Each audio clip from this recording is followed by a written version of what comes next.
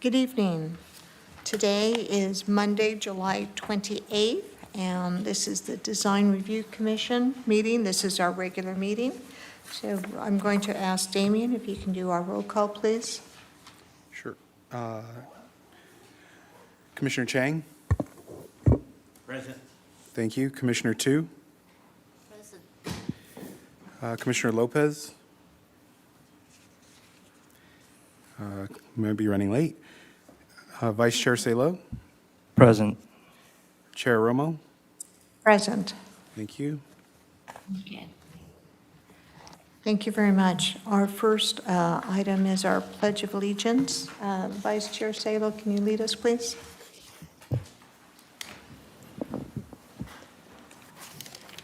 I pledge allegiance to the flag of the United States of America and to the republic for which it stands, one nation, under God, indivisible, with liberty and justice for all.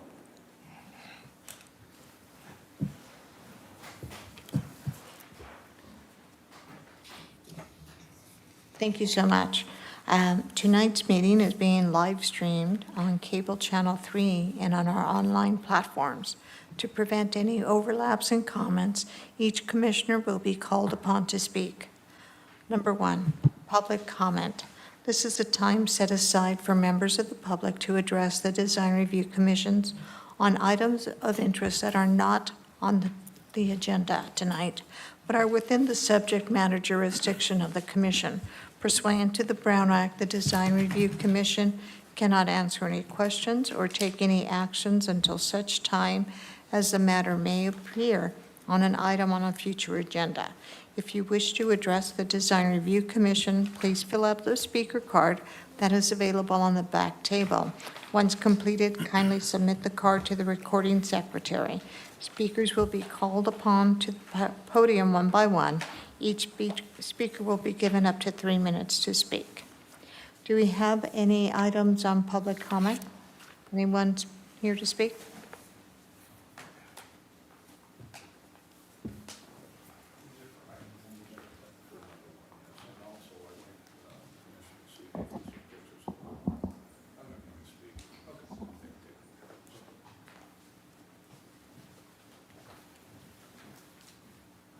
No items that are not on the agenda, so no public comment.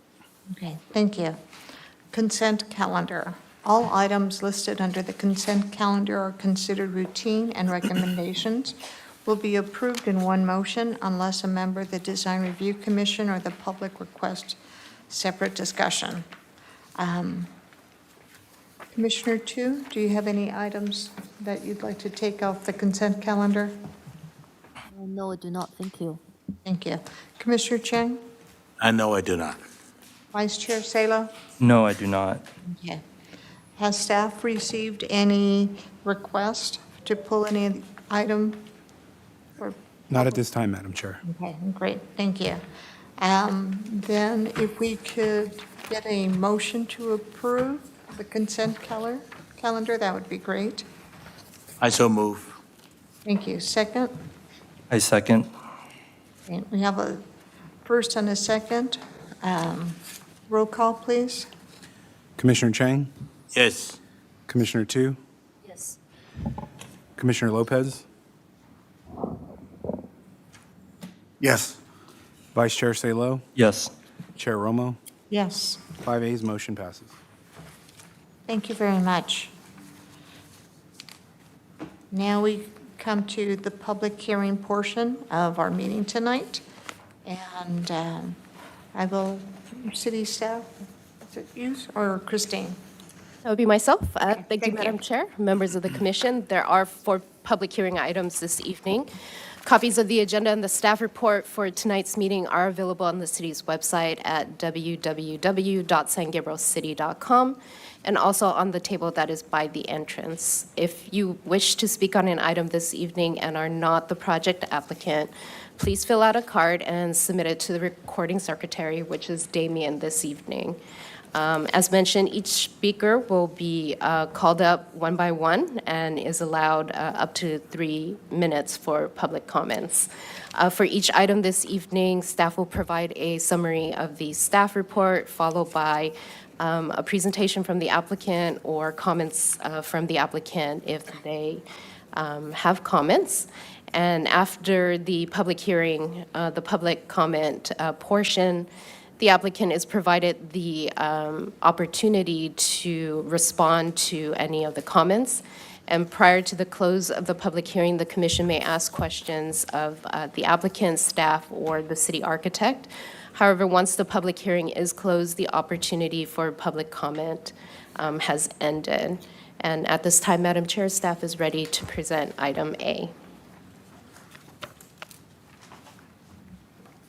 Thank you very much. Item A is 514 North Alahmar Street, planning case number SPR 24038, site plan review. Applicant is Brian Chen.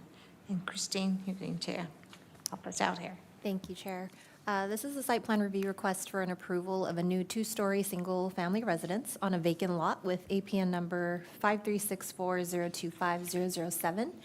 This item was previously heard by the Commission on January 27th, 2025, and it was continued.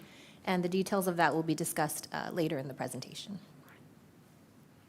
The subject property is a landlocked vacant parcel located on the west side of Alahmar Street between Alhambra Road to the north and Hoffer Drive to the south. The lot is located behind another lot with the address 516 North Alahmar Street, which is located within the city of Alhambra. The project site is zoned R1 for single-family residence and has a general plan land use designation of low-density residential. This is the proposed site plan for the project. It proposes 4,975 square feet of livable floor area with an attached three-car garage.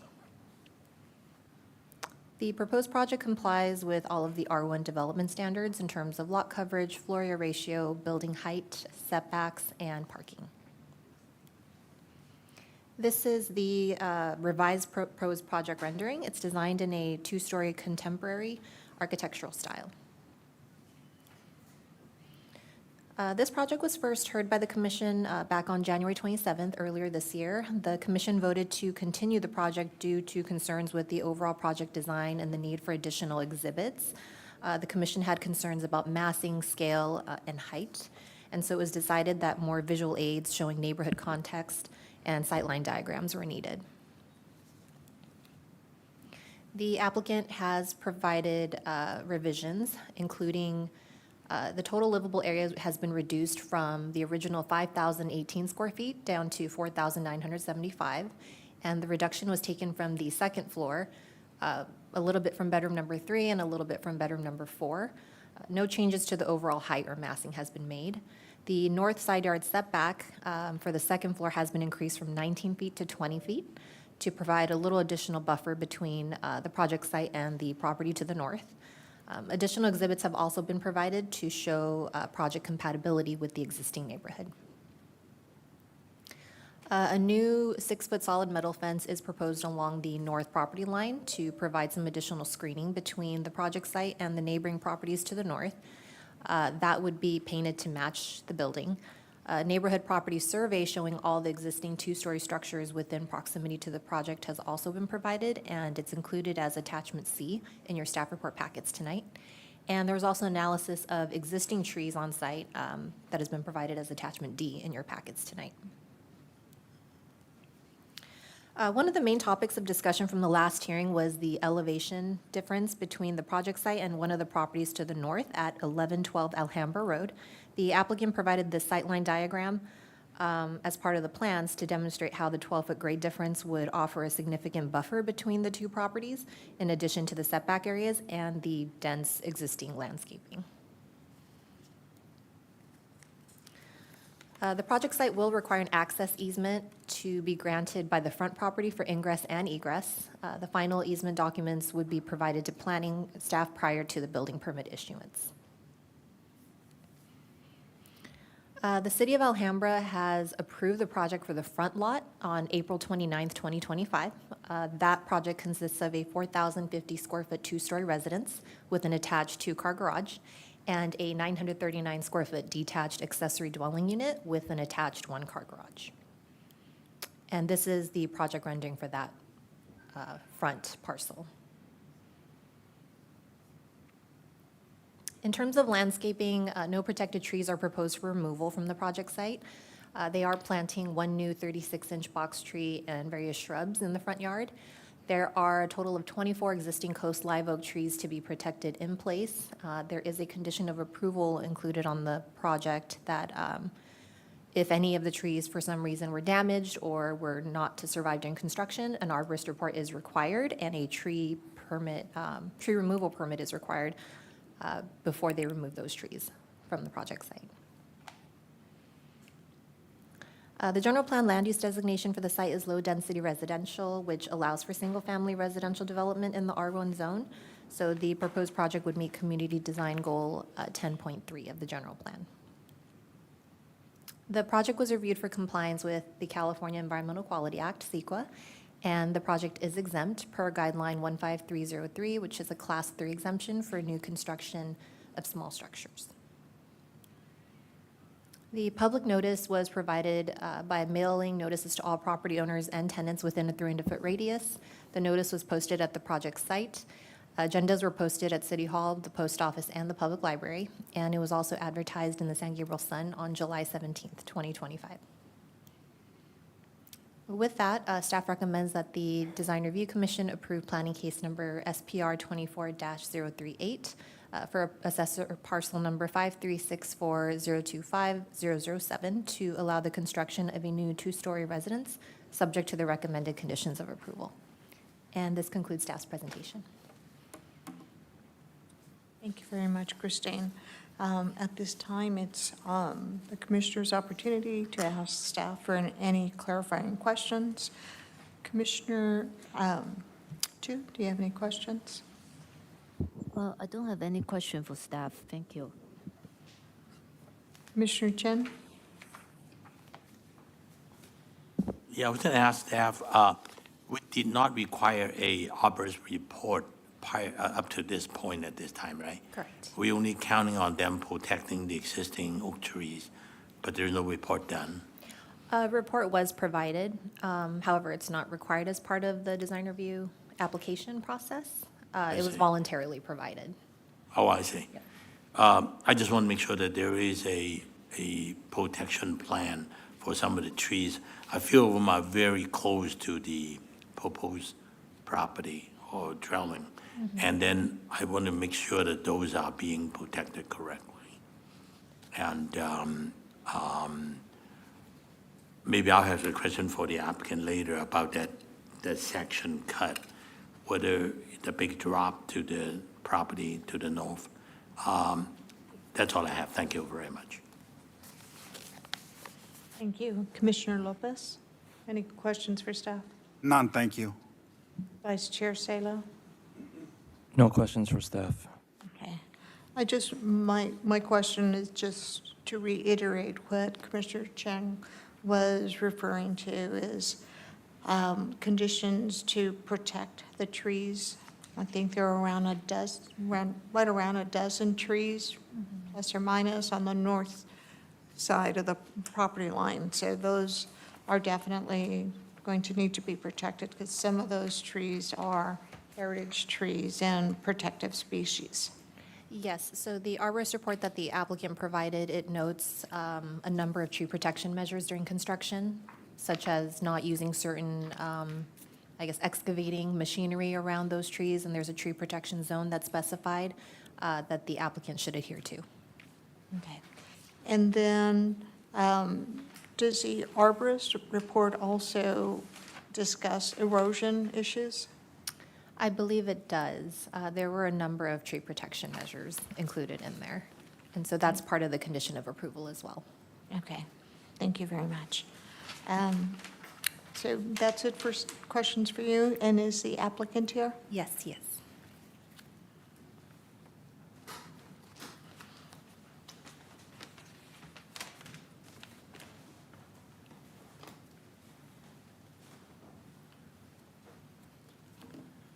Hi, thank you, Design Review Commission, and Christine, thank you. So at this time, it's your opportunity to kind of talk about your project Yes. and allow us to ask you questions. Okay, absolutely. The last time we were here, some of the main concerns from the neighbors and the community was about the size of the house. What else? The size of the house, privacy concerns with it being a second, two-story building. And we came in to address these concerns. We have some exhibits later that show that the trees that are on the north side of the property where we have the most contention about are ranging from anywhere from 26 to 40 feet in height, plus minus 10%. This effectively blocks the house from view, so neighbors shouldn't really see the house at all. And as far as the view from the wash, there's a photo in the exhibit as well that shows that this house is not visible from that wash area as well. As members of the commission stated, we intend to keep all those trees that are in the report. We like the trees. We like the trees, and it not only provides privacy for us, but also to our neighbors. We looked into minimizing the house size, but given our family needs, we did what we could. We did what we could, and I know this is a considered low density residential, but our family, it's just what we need in terms of housing. Brian, do you have? This is Michael, the owner. I'm Brian Chen, the design architect. So our design purpose is just try to protect our privacy and the neighbors' privacy as well. So as our design, you can see, we almost our first floor, maximum our first floor, but we reduce all the size of the second floor. And not only reduce the size, but we on the north side, the neighbor, they come very concerned about their privacy. So we not only reduce the size, we limit our size on the north side. We almost, our second floor is on the south side. And we limit our window to view from the east and the west. And on the north side, only the obscure, the high window only.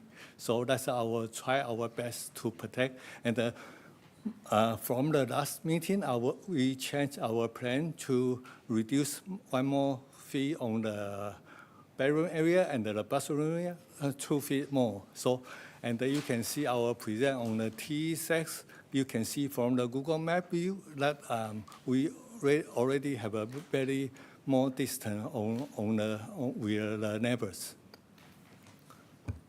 Yeah, we don't think this type of house is unprecedented. There are other homes in the area of larger size, not many, maybe a couple, and there are two-story homes. I do understand that this house is large. What I can gather from speaking with a couple of our neighbors is that it's a privacy issue, a shade issue. They're concerned that the house's height would block the sunlight from their yard. But if you look on the tree survey, it shouldn't do so because the trees are taller than the house. Yeah, there's no view of this house from the north or from the wash or from the west on Alhambra, just because the house on Alhambra side will block the view completely. The wash blocks the view of the house. The north side trees block the view of the house. The only way anyone would see this house would be if they were the neighbors south of us on Alhambra lot south of us. One more thing is we talked to the neighbor north side.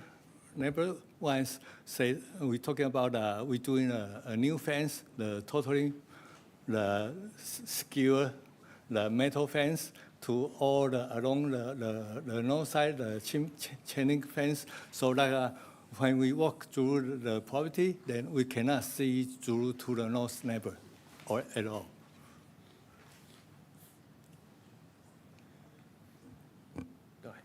Do you have anything else you'd like to add? You mentioned showing us something. I don't know if you can move the presentation along. Christine mentioned there's a couple exhibits. I don't know Oh, is it controlled by this? No, I got it. Oh, okay. This is a video of the lot. This is the lot in question, by the way.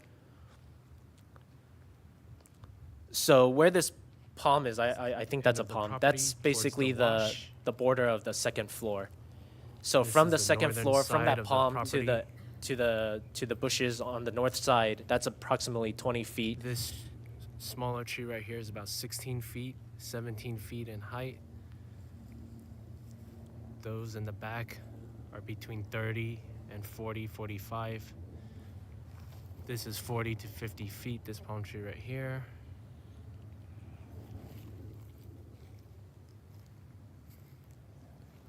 This palm tree is about where the second floor setback is. So some of the neighbors were concerned with shade, that the house would block shade from the house, but I just want to show them that it won't. These trees are there. We plan to keep them there. I believe the neighbors enjoy the tree line as well as much as I do. I think it's a feature of any home. So we plan to keep these trees in, and you can see that there is no view. And as far as the fence goes, I know that's a valid concern because I can walk up to that fence and look down and into the neighbor's yard. But as Brian stated, we intend on putting a solid fencing there, whatever's allowed to assuage any privacy concerns. The trees were measured using an augmented reality software. The margin of error is up to 10%. So the smallest tree in height I measured was approximately, I believe, 28 feet. So 10%, we're looking at 2.8 feet down. So that can exactly 25 feet. And there are trees as high as 45 feet. Yeah, which would equate to approximately 40 feet, accounting for the errors. Yeah. Thank you. Anything else? That's all. Thank you. Thank you. So at this time, we'll start with the questions. We'll start with Commissioner Tu. Yes, I have a quick question about the video we just saw. Because when we were looking at that, the existing grade is generally flat. We Yes. don't see that slope down. Because the slope is on the north side. This tree line that I'm showing you here, when you're looking at this video, everything past that palm tree is to the north. So the slope down would be past that area. I didn't want to get Towards the close. wash. I didn't want to. The dry grass is Yeah. flat. This and is the the slope northern between side of on the green property. On the back. Yeah. The slope belongs to the This neighbor Smaller tree on right on here this is about other side, right 16 here. feet, The other side of this, 17 there's a feet in slope down height. to the neighbor's yard. The Those slope in the is back go are beyond between what we 30 see in and 40, Yes. beyond the 45. trees. Yes, yeah. This is The 40 downward to slope. 50 It's a feet, downward this slope palm from tree here. right here. But from the side plan, you also have a portion that your backyard is actually on the slope, right? It's like But that's that way. This palm tree another is side. about That's to the where right of the the video. second floor setback So- is. Right now, you're looking entirely at the north property line. That view to the right, on the very right, that would be the east of the lot. There's a couple more exhibits. I don't know if you're able to. There should be like PDFs. No. It's the only exhibit. Okay.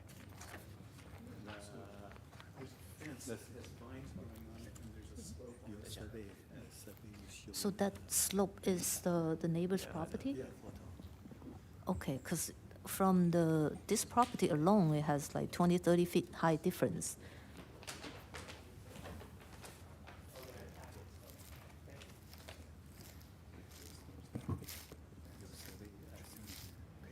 Okay. 11. 是在这里面吗? Okay. There should be additional exhibits in your packets that also show the view from the wash.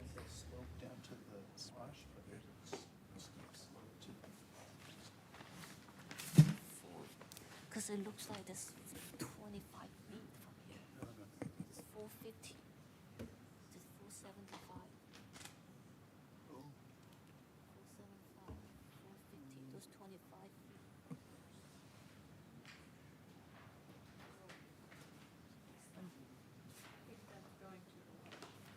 the east side, the slope, you can see is from the very back of the, you see the You're green saying the slope grass. is not within your property, right? It's within the neighbor's property. The cut section that you saw earlier, that's the cut section between the northern neighbors and our lot. Or the northern neighbor? Yes, Okay. yes. Because How on about the east, On the second page, you can see the slope to the east. Second page. Yeah, I was looking at the side plan, because there was a drastic drop. In your backyard, it's about 20 feet high, yeah, so that would be towards 25. the wash direction. so it's towards this side. Yeah, so if you're looking at at your screen right now, it's towards the right of this image. You face the screen is the east. Yeah. Okay. And the green is begin to drop. Yeah. So the house is here, but it's kind of flat, and then Okay, it goes okay, down to the wash. okay. See, it's kind of flat here. So you're saying the second floor steps back is about here, right? Yeah. This house sitting over here. And this will slope down to the wash, and then Okay. more steep down to the neighbors.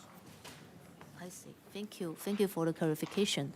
So the second question was that there's a lot of oak trees in the property, and a majority of them are in the backyard, but there also a couple that is actually really close to the new construction footprint.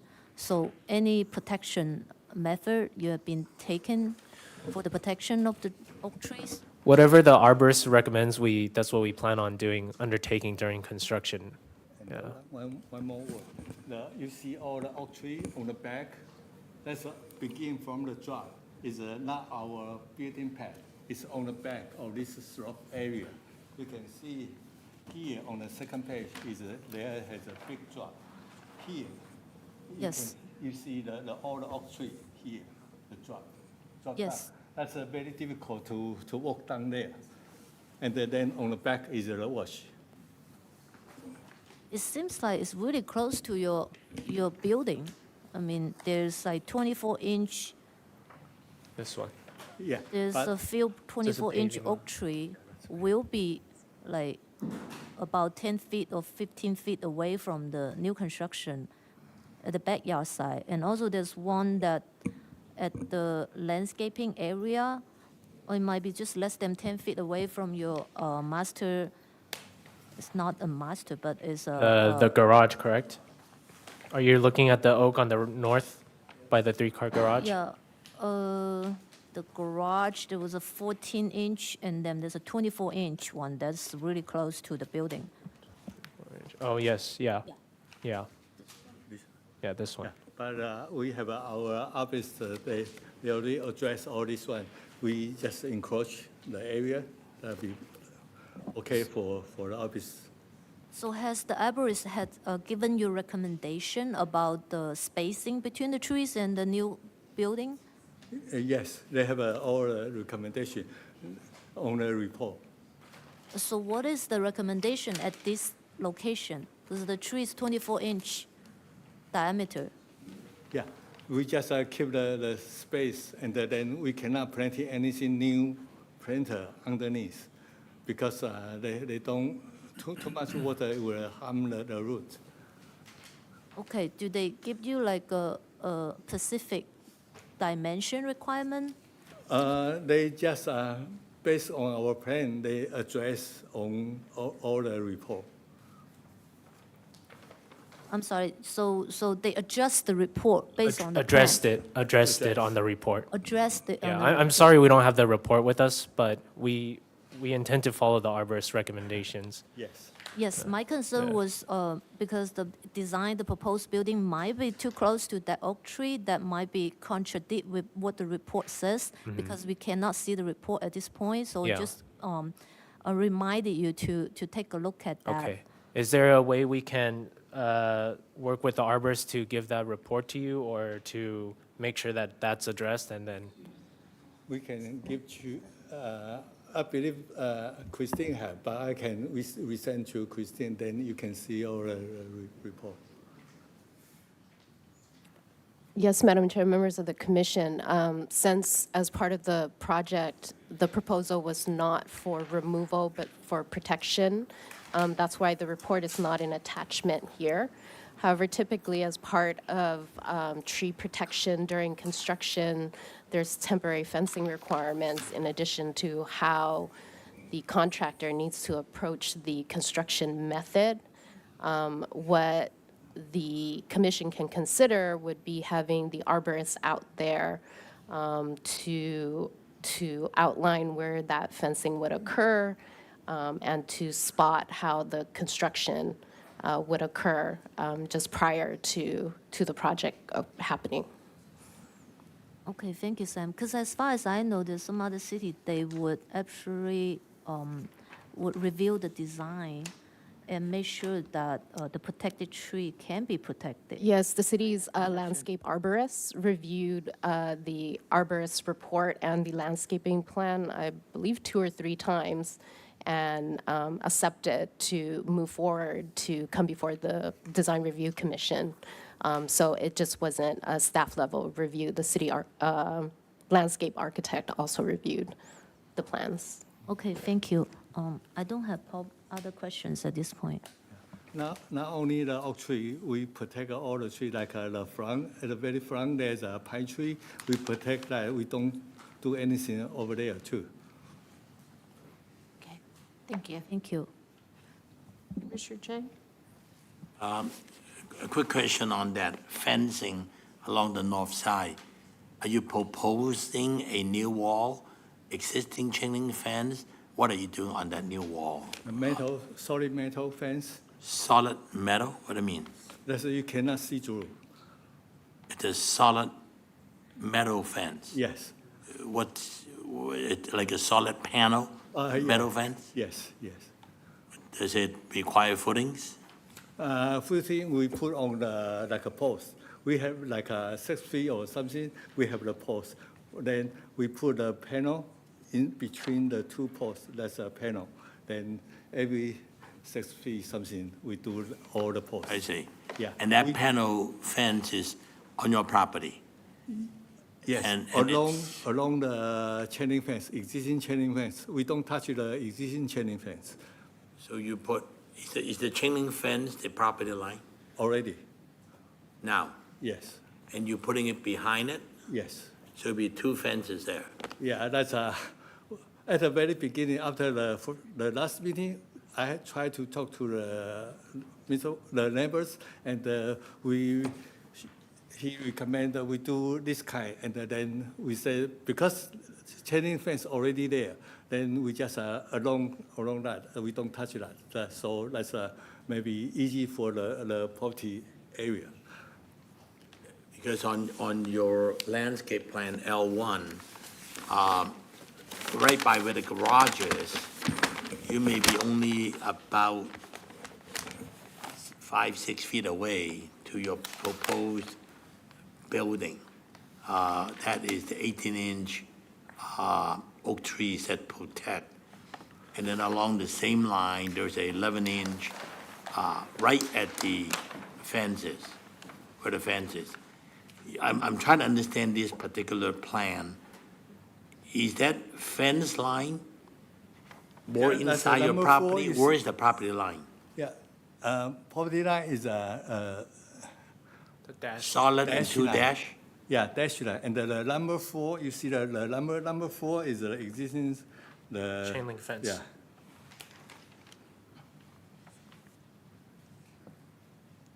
And your proposed solid metal fence will be on the south side of the chain link fence? of course. Yes.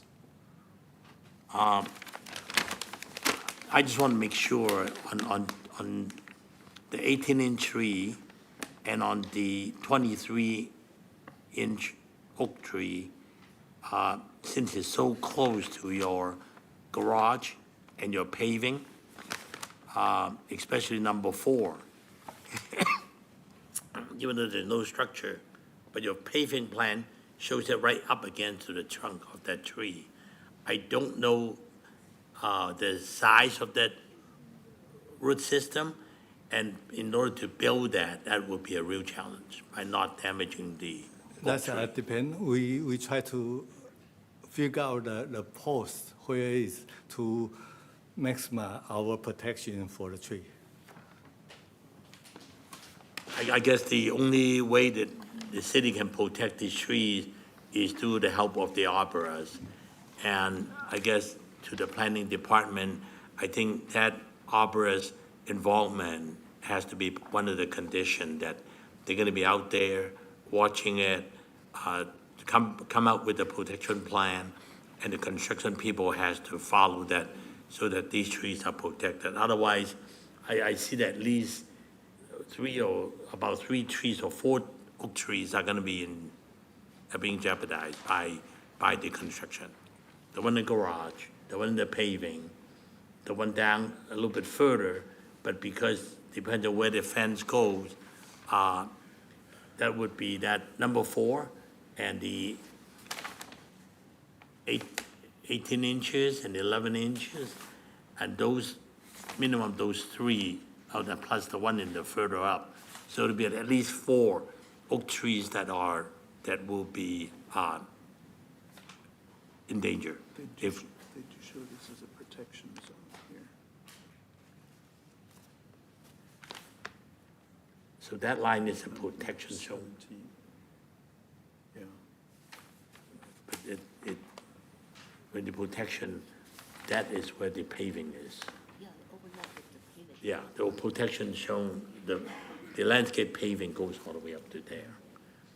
So you follow me on your protection zone? Yes, the number dark line? number 17, and how the paving is cutting into that protection Right, zone. right. Yeah. And that could be a potential, Hazard. yeah, Yeah, we'll work with the arborist to make sure that it isn't, or we'll come up with an alternate solution if need be. okay. Yeah. All right, so, and your little section that shows that slope to the neighbors and then down below, you're not grading any of those. That's outside your property, you're not. Yeah, that's an approximate representation of what was described last time, a 12-foot grade down to the neighbor's property, but we're not gonna go into the neighbor's yard. We're not gonna, I think there was some concerns earlier about erosion control. We're not gonna take the trees down, so I mean, whatever erosion control that was offered by the tree's roots originally will still be there as well. Okay. Yeah. I just want to make sure that's understood, and you're not grading into the north side. No. And on the wash side, you are pretty much keeping the existing grade anyway, right? Yeah. And so those also has a lot of trees in there. And I think we need to make sure the arborists will be very deeply involved with all the oak tree protections. Okay. Is there 26 of them, 24? roughly? 24, I believe. Plus 24? other kinds. Yeah. Okay. Chair, that's all I have. Thank you. Thank you very much. Commissioner Lopez, any questions? Yes, thank you. When you're speaking of this wall, is the wall, well, let me put it to you this way. When the neighbors to the north look at your property, they're looking up, correct? And their view currently is the trees? Yeah, it part would. of the chain I link fence? assume it would be the other side of the tree, and then the bushes down closer to the chain link fence. I believe they can speak to that with more detail, but yeah, it would be the opposite side of what you see on the left of this image. Correct. So Yeah. when you put your fence there, the solid fence, will they now be looking at a fence? They and would some still bushes beyond that, or is their fence going to be? They might see the tip of the fence. If the chain link fence is not 6 feet in some locations, they'll see a little bit of the new fencing sticking up above the chain link fence, because we don't intend to remove the chain link fence. My question is, will they see a fence as opposed to shrubs or trees or No, vegetation? whatever they or see now would be the same view. Will be the Yeah. same view? Yeah, So because it would not change for them? No, With the no. exception of perhaps the height of the house of the second story, if, in practical sense, they won't see the house. They will see glimpses of the color of the stucco. They would see glimpses of the roof line, but to those green. trees are at the same height as the house, proposed house, or taller. Yeah. okay. So my question, in your rendering in this video, there is no view of your second story looking down, and there is no view of. No, that we The north didn't. side looking up, which I think last time it was one of the Yeah. questions, what the views looked like. Yeah, yeah. From both the north properties Yeah, we and did- your property. Yeah, that was if I'm not a render mistaken. I don't know if it was a render that we could do or. You can see from the Google, I believe in your survey. Well, no, I could Google it, but it's never exactly the same as if I'm standing at the property in the back. Yeah. You know, looking at it. Yeah. You know, No, I understand. Because there's already a lot of green, the leaf. No, can be that's there. why I'm asking the Yeah. questions, and I'm sure from some of the comments, some of the people are probably gonna make some inference to that. Yes, yeah. And, but I also want to ask you, did you think it was important to include the arborist report? Because that's. I mean, you're talking about contingencies that we'll work with it, we'll work with it, and we'll work with it. And my concern is when that happens, is that oftentimes it may be the case that somebody makes an exception or try to do a workaround or something like that. Whereas I would like to also ask the arborist some questions as to what the workarounds would be, possibly.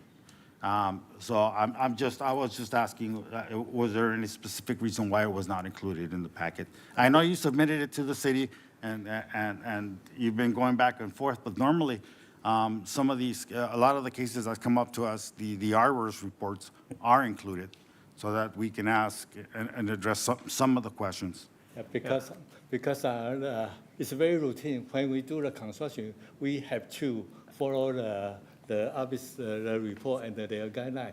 The office will be on site for everything around the oak tree or any protect tree, the area. Even we trim the oak tree, he will be on site too. As far as you're saying, why isn't the arborist report in front of you? Is that correct? Yes. That I don't know. From what I understand, there is an arborist report that we gave. I don't know why it's not in front of you, though. So, Ron, if you can kind of talk to everyone on your mic, because I think you talked to Raymond over here. I'd like to hear too. Okay, thank you, Madam Chair. So I don't have the arborist report, but I did review the arborist report, and I printed in my report page 27 of the arborist report, and it's about the tree protection zone. So they did provide that. My reference was more to if we had a question of the arborist or something along, some technical issues, that I think would have been nice. What Sam mentioned earlier, and correct me if I'm wrong, is that the reason the arborist report isn't in here is because none of the trees are being removed. And so what the arborist report is focusing on is the protection plan. And she also said that we could have as a condition to have the arborist on site to verify the protection of the trees prior to the start of construction. Is that correct? So we can add that if we're comfortable with No, with that added I get condition. that, and I understood that from Sam as well. Now, whether that is sufficient to protect the trees, that would be my question as to looking at the report as opposed to getting it secondhand, or just, so that is my concern. That I would like to, we're asking for a decision to be made with kind of, in my view, part of the information missing. And no more questions, thank you. Thank you. Thank you. Commissioner, Vice Chair Salo? First question is for Ron. In the arborist report, same question that Commissioner Tu had, was there a dimension identified that the structure must maintain a distance from the tree, either the trunk or the canopy? I don't remember. I read it several months ago. Okay. But when I read it, I thought they covered their bases, and that's why I reprinted this one page from their report. Okay. So at that time, you reviewed the report and you reviewed the plan and you felt that the design complied? Yes, and I think also the city landscape architect reviewed the plan. Okay. She would know more than me, but I think it complied. Okay, thank you. Second question is a follow-up to the question that Commissioner Cheng had about the metal fence. So I was kind of surprised to see that the proposed fence would be made of metal. So typically, you know, if it's pretty hefty metal, that it would be somewhat substantial. If it's kind of flimsy, it's going to be noisy in the wind. So I'm a little curious if you could describe a little bit about what your intention is for the design of that fence. That's the solid metal fence is what I think about, and that's I talked with the owner. Then once he agreed with it at that moment. As far as these fences goes that use single posts with a small amount of concrete on the bottom, I think you are right. It can't be too top heavy, or else that footing won't hold. But I believe once we find a contractor who will do the metal fence, we will want to strike a balance between something that's high in quality, that won't rattle in the wind, but that will also provide some sense of quality to it, not something flimsy. And yeah, we've seen some vinyl fence posts before, and we've seen metal fence posts with vinyl slats in between, and we prefer metal ourselves. But as far as the construction of that would go, I think we would have to defer to a metal subcontractor who builds it. But we do plan on using something of decent quality. It's not currently designed. The metal fence itself, no, it's not currently designed. It's just we plan on doing some fencing because we don't want the look of the chain link fence as well. Because if we're gonna spend that money to build that house, we do want fencing that's nice. We can't do a block wall from what I understand because that's gonna call for continuous footings. So we want to do a metal fence. And to enhance privacy between both sides, I wanna make sure everyone's happy.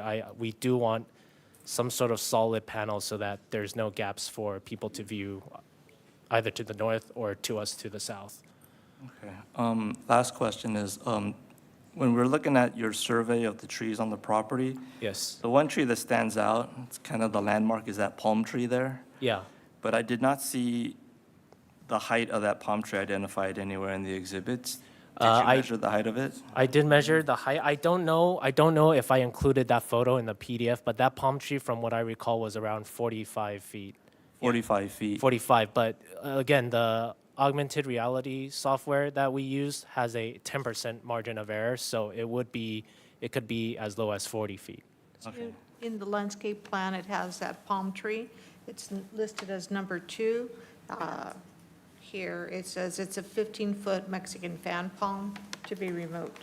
I think it's 15 inches, 15 inches, sorry. but that would refer to the, Width. The height. the You want the to know the trunk. height, Width, right? not the height. Oh, Sorry, you want to you're know the right. trunk? No, the landscape plan says it's Refers to 15 the width. inches. Yeah. But for sure, we know that. It's the much tr- taller. the Yeah, tree, that palm is almost as tall as the 15 tallest inches tree diameter. that's there on the north property line. Okay, so the tree, we estimate, is 40 to 45 feet in height, Yes, and it's going to be removed. that one is, yeah. And the proposed home is 25 feet in height. And I think the location of the tree, I mean, if the tree is not visible from the neighbor's properties, then it's 20 feet higher than the highest point of the house, then we can safely assume that the house is not visible from the neighbor's properties. I mean, is that Is that a correct assumption? That's the idea, yeah. The So- trees there measure higher than 25. Do you know if the tree is visible from your neighbor's property? That I don't. I mean, that palm tree? I don't know. That I don't know. I'd have to, I didn't ask them.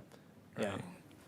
Perhaps not from their backyard, but maybe from the street north of their property? Possibly. But then again, that's maybe like a 40-foot tree. That's what, 15 feet higher than, what is that? 15 feet?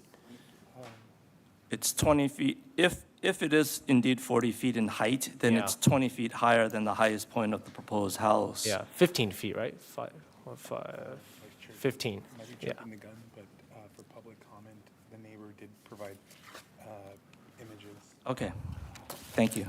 Okay.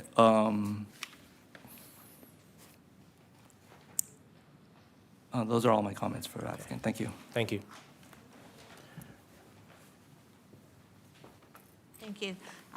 One of the things that I didn't see in the packet was the material board, and usually we get information on the fencing. So I think that is where a lot of questions are coming from, because we received some information, but that fence is usually part Oh, okay. of the final packet that we received. And from what you've said tonight is that you're not sure of what material? Metal. It's metal, but as but far you as the don't know, design, like, as far as the the design. design, yeah. that's still unknown. I only draw something here. I Oh, don't Brian, have a Brian photo. has a sample of what he proposed on The page, first sheet, T1. The number 4, the B. T1? yeah. It's not a material board, but it is a look at what the fence would look like. It looks like horizontal slats with vertical posts.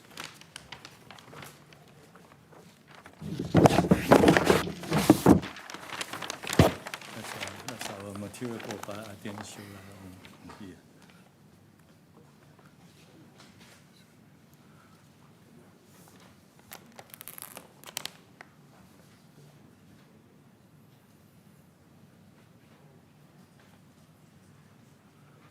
And do you know the color? Black. The dark color, black. Yeah, I think something maybe to match the garage doors, maybe. Okay. Thank you. Thank you. I have no other questions for you, so do you have any other comments for us? No. No? Okay. Yeah, Before we open it up, Ron, you wanted to see if you have anything to add before we open it up for public comment? Thank you, Madam Chair. So I did review this 2 times, and I reviewed their last submittal. I thought that they met your requirements. They provided these additional exhibits. They've modified their plans slightly to make the house a little bit smaller. They've modified windows. There's only one little bathroom window that even looks in that direction on the 2nd floor.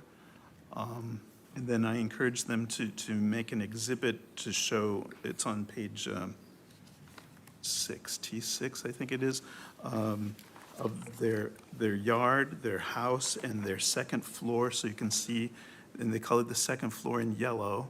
So you can see the 2nd floor is quite a bit smaller than the 1st floor. And then I think it's very interesting when you see that exhibit that the footprint of that house, the new house, is pretty close to the footprint of those 2 adjacent houses north of the site.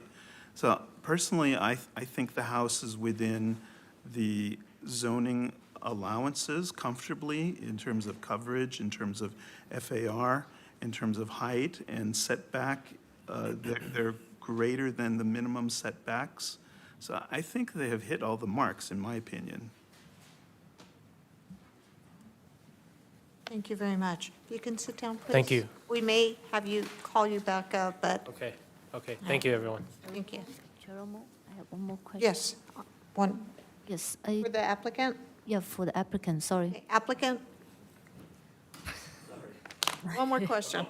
Yes, in regarding the material of the building, because we've been talking about the landscaping and the trees protection a lot, but I noticed that there's no actual physical material board being provided for this meeting. I have it on the number Is, P3. so there's no physical material samples. Do you have that? No, we don't have that. Yeah, I only have it here. Okay, And in my comments, I did say, and let you know that a physical color board would be required for the DRC. Oh, okay. thank you. It's called a physical material board? Okay. It's with actual samples. Yeah, It's the like actual those things you sample. see in the architect offices? Okay, okay. All right, thank you. Sorry.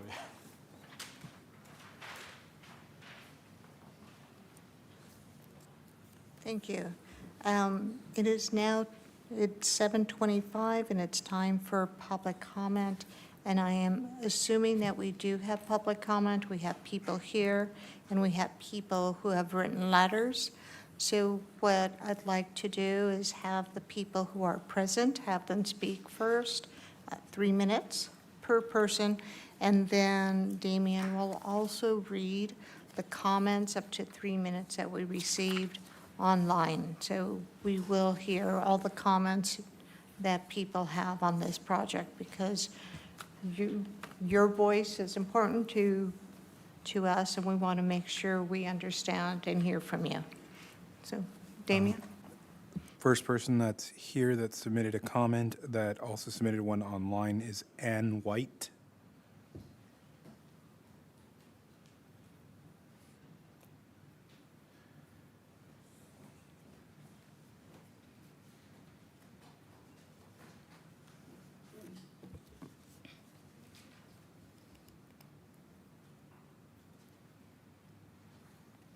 Hello, Commissioners. Good evening.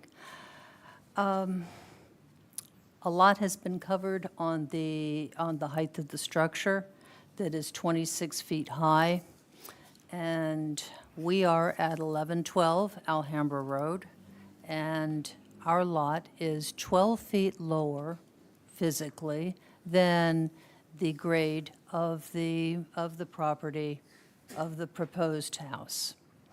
That 12-foot elevation, along with 26 feet, creates a presence that is 38 feet over and above us.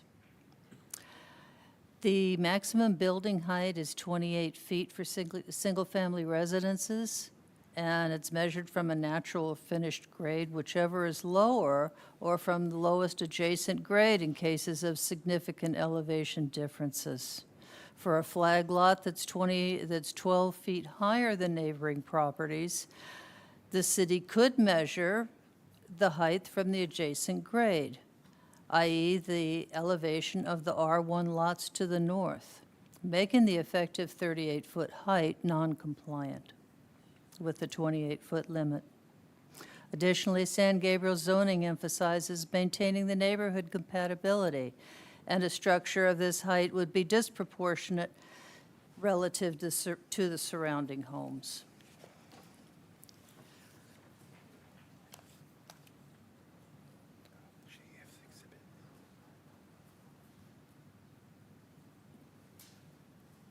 The shadow and sunlight impacts on us will be significant, as the effective height of 38 feet would cast substantial shadows onto the lower lying lots to the north, which are ours, reducing the sunlight access for homes, yards, or potential solar installations. San Gabriel zoning regulations aligned with Los Angeles County residential standards prioritize preserving sunlight for adjacent properties to maintain the quality of life.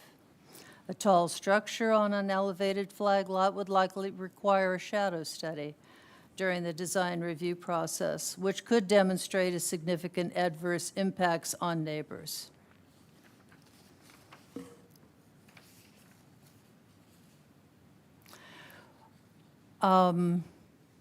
There was could someone go back to the view of the lot with the palm tree The video? Sure. in it? Sure, thank you. Okay, to the left, to the left is our property. The oak trees just to the left of that palm tree, those are all oak trees that border our property. The fence that you see, that's a chain link fence, and it's also thickly covered with, with vines and lots of other shrubberies. And from this view, you can see that we see sky. We see sky, we see blue sky peeking through the oak trees. We see a beautiful vista that's through those oak trees. And something that is 26 feet high, we will not see that. And there are... Sorry, ma'am, your 3 minutes are up. Oh, they are, okay, Sorry all about right. My husband and I almost bought this lot years and years ago, so we are very familiar with the slope and with the oak trees. There's 17 of them down on the back slope, and they're magnificent trees. Okay. We all agree. And I believe you also submitted an online comment. Is that correct? I did, yes. Okay. So since you spoke here, I don't think we need to hear another comment because it's 3 minutes per individual. Is that correct? Correct, and they were also provided to the commission ahead of time. Yes. Thank you. My other comments dealt with the drainage, and that was a concern. Yes. Of- I know I read it, so Okay. I recognize the name. So thank you.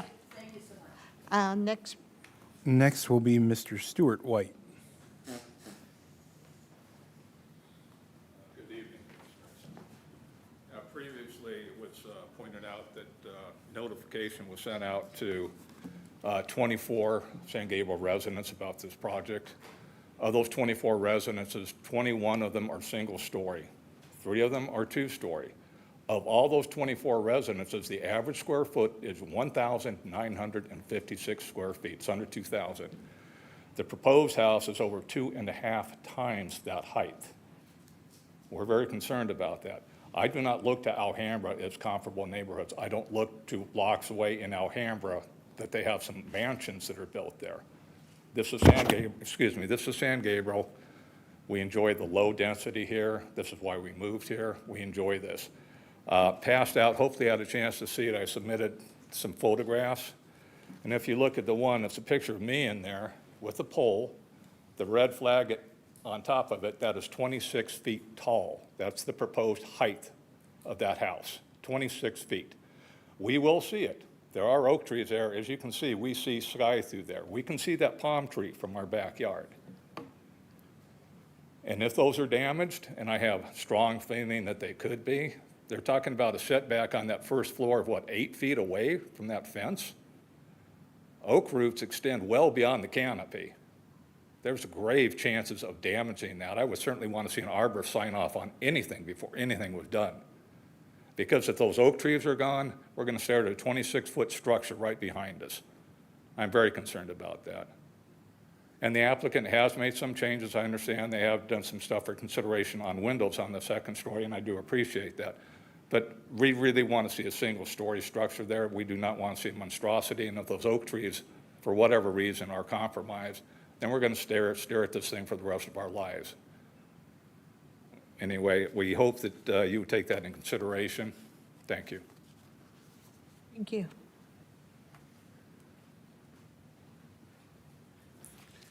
Okay.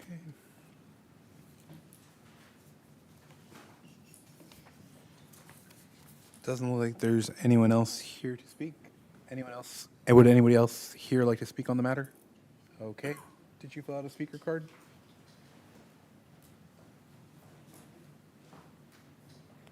Do you have a speaker card? No, I submitted earlier online. I thought that was sufficient. Oh, okay. I'm sorry. My name is Vicki Blair. I live at 1111 Alhambra Road, which is directly north of 1112 Alhambra Road, we can see everything over here as well. One of the things she mentioned is about the trees. The trees are not solid, so obviously they're not solid, so they will not protect us from seeing this structure, no matter what size it is. But I had some questions about the trees, not about the things you talked about, but just a further step. If any trees are damaged to the point of death, there's no provisions for replacement. There's only a provision for receiving a removal permit from the arborist, the city arborist, I believe. I was also curious about the occupancy of the house. It's a gigantic house, and they're talking about their families moving in, and you've got over 10,000 square feet of living space between both of the structures that are proposed, not including the ADU that's proposed on the first lot. I know that this lot is in San Gabriel. It exits into Alhambra. They only have a 3-car garage, but they have a 5-bedroom home. I'm curious about the parking situation. There's probably going to be more than 3 adults living in the home, more than likely 3 vehicles required for that home. The driveway is only able to pass 1 car at a time, so they would have to park on their driveway, I guess, if they have more than 3 cars. Anyway, that was just a concern that I had. Also, I had a concern about the water runoff. I had a concern about the sewer, how they're going to eject up to the street. The lot is significantly below the grade of this Alahmar. And then also, this house will be visible from our house as well. I sit there in the mornings and watch the sun come up and drink my coffee and look out the window with my cats. It's whatever. I enjoy being able to see all the trees. And as Ann mentioned, you can see blue sky through all that, which means that we will see that house, even though the trees are taller than the house. If the trees aren't killed in this construction process, you'll still see the house. Thank you for listening to me. Thank you. I think we have one more. Do you have a speaker card, sir?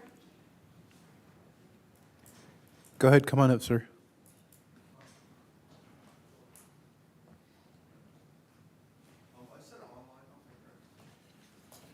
If you'd like to speak, instead of having your comment read, please come forward.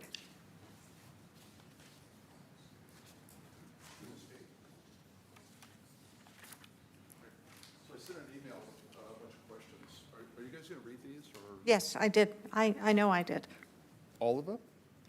Yes. Okay. So what is the anticipated start of construction if this is approved? That's something that we cannot answer. Okay. The commissioners, Okay, staff, so I it's been mean, brought up several times about the parking, about how much, there's going to be a lot of residents there. So will there be enough parking for all the cars for the people that are going to be living there, so they don't park on the street? Sir, could you speak to the Sir, I think what we can do is we can read your questions so that the property owner can take notes, and then they can come up and then respond to all of your Oh, questions so you are going to together. read, okay, great. Yes. Could I see the picture of the house? What does it look like again?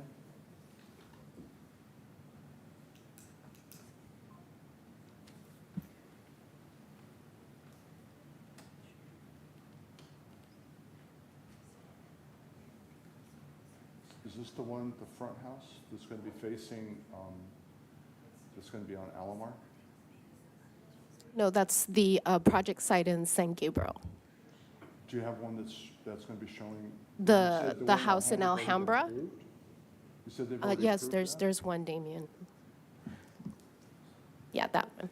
So that's been approved already? That's by the city of Alhambra, not San Gabriel. Okay, but this has already been greenlighted? By the city of Alhambra. Okay. Because I didn't know, I live across the street, I wasn't notified, and the neighbor next door wasn't notified. The city of Alhambra didn't let us know that was approved. Interesting. Okay.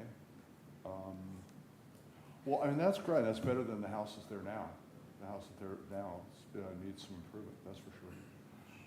So, what is the setback? Well, you don't, I guess you guys would care because it's Alhambra.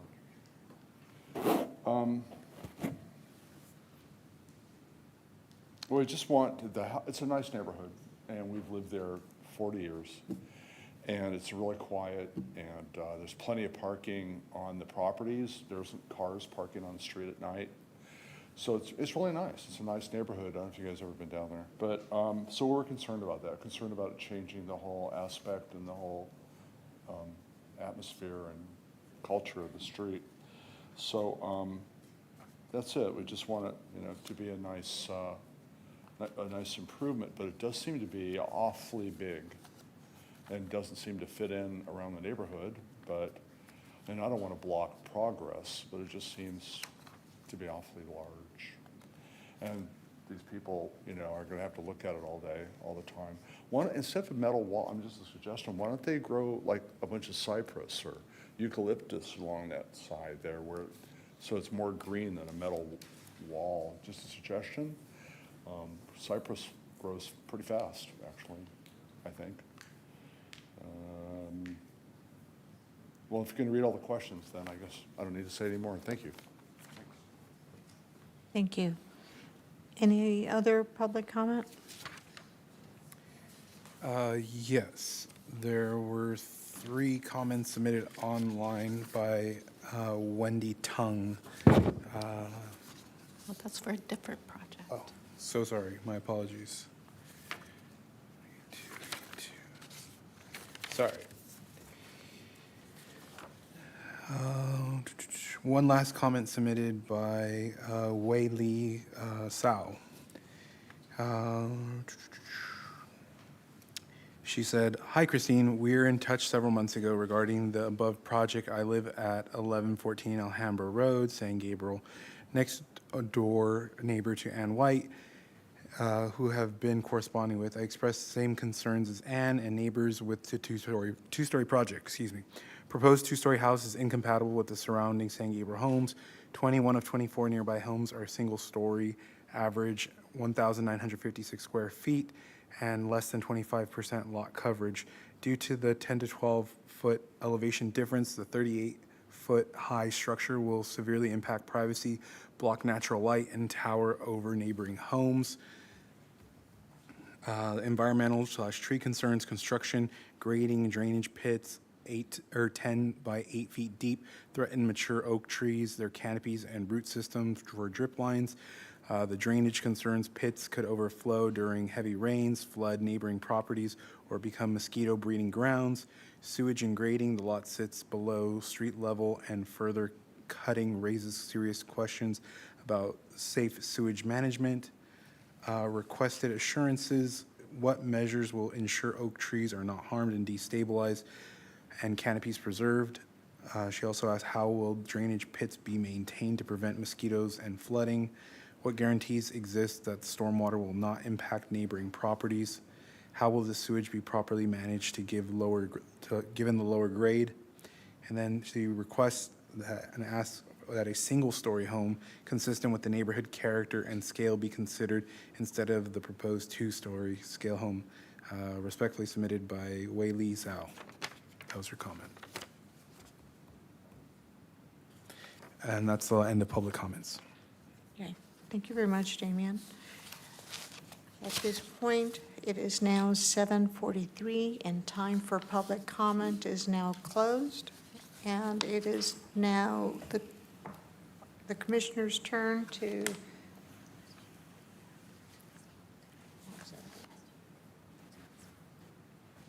oh, okay, thank you. I'm being corrected. I am not infallible. So at this time, I'm going to, before I close the public comment time, does the applicant have anything they'd like to say in rebuttal to what the neighbors have talked about this evening?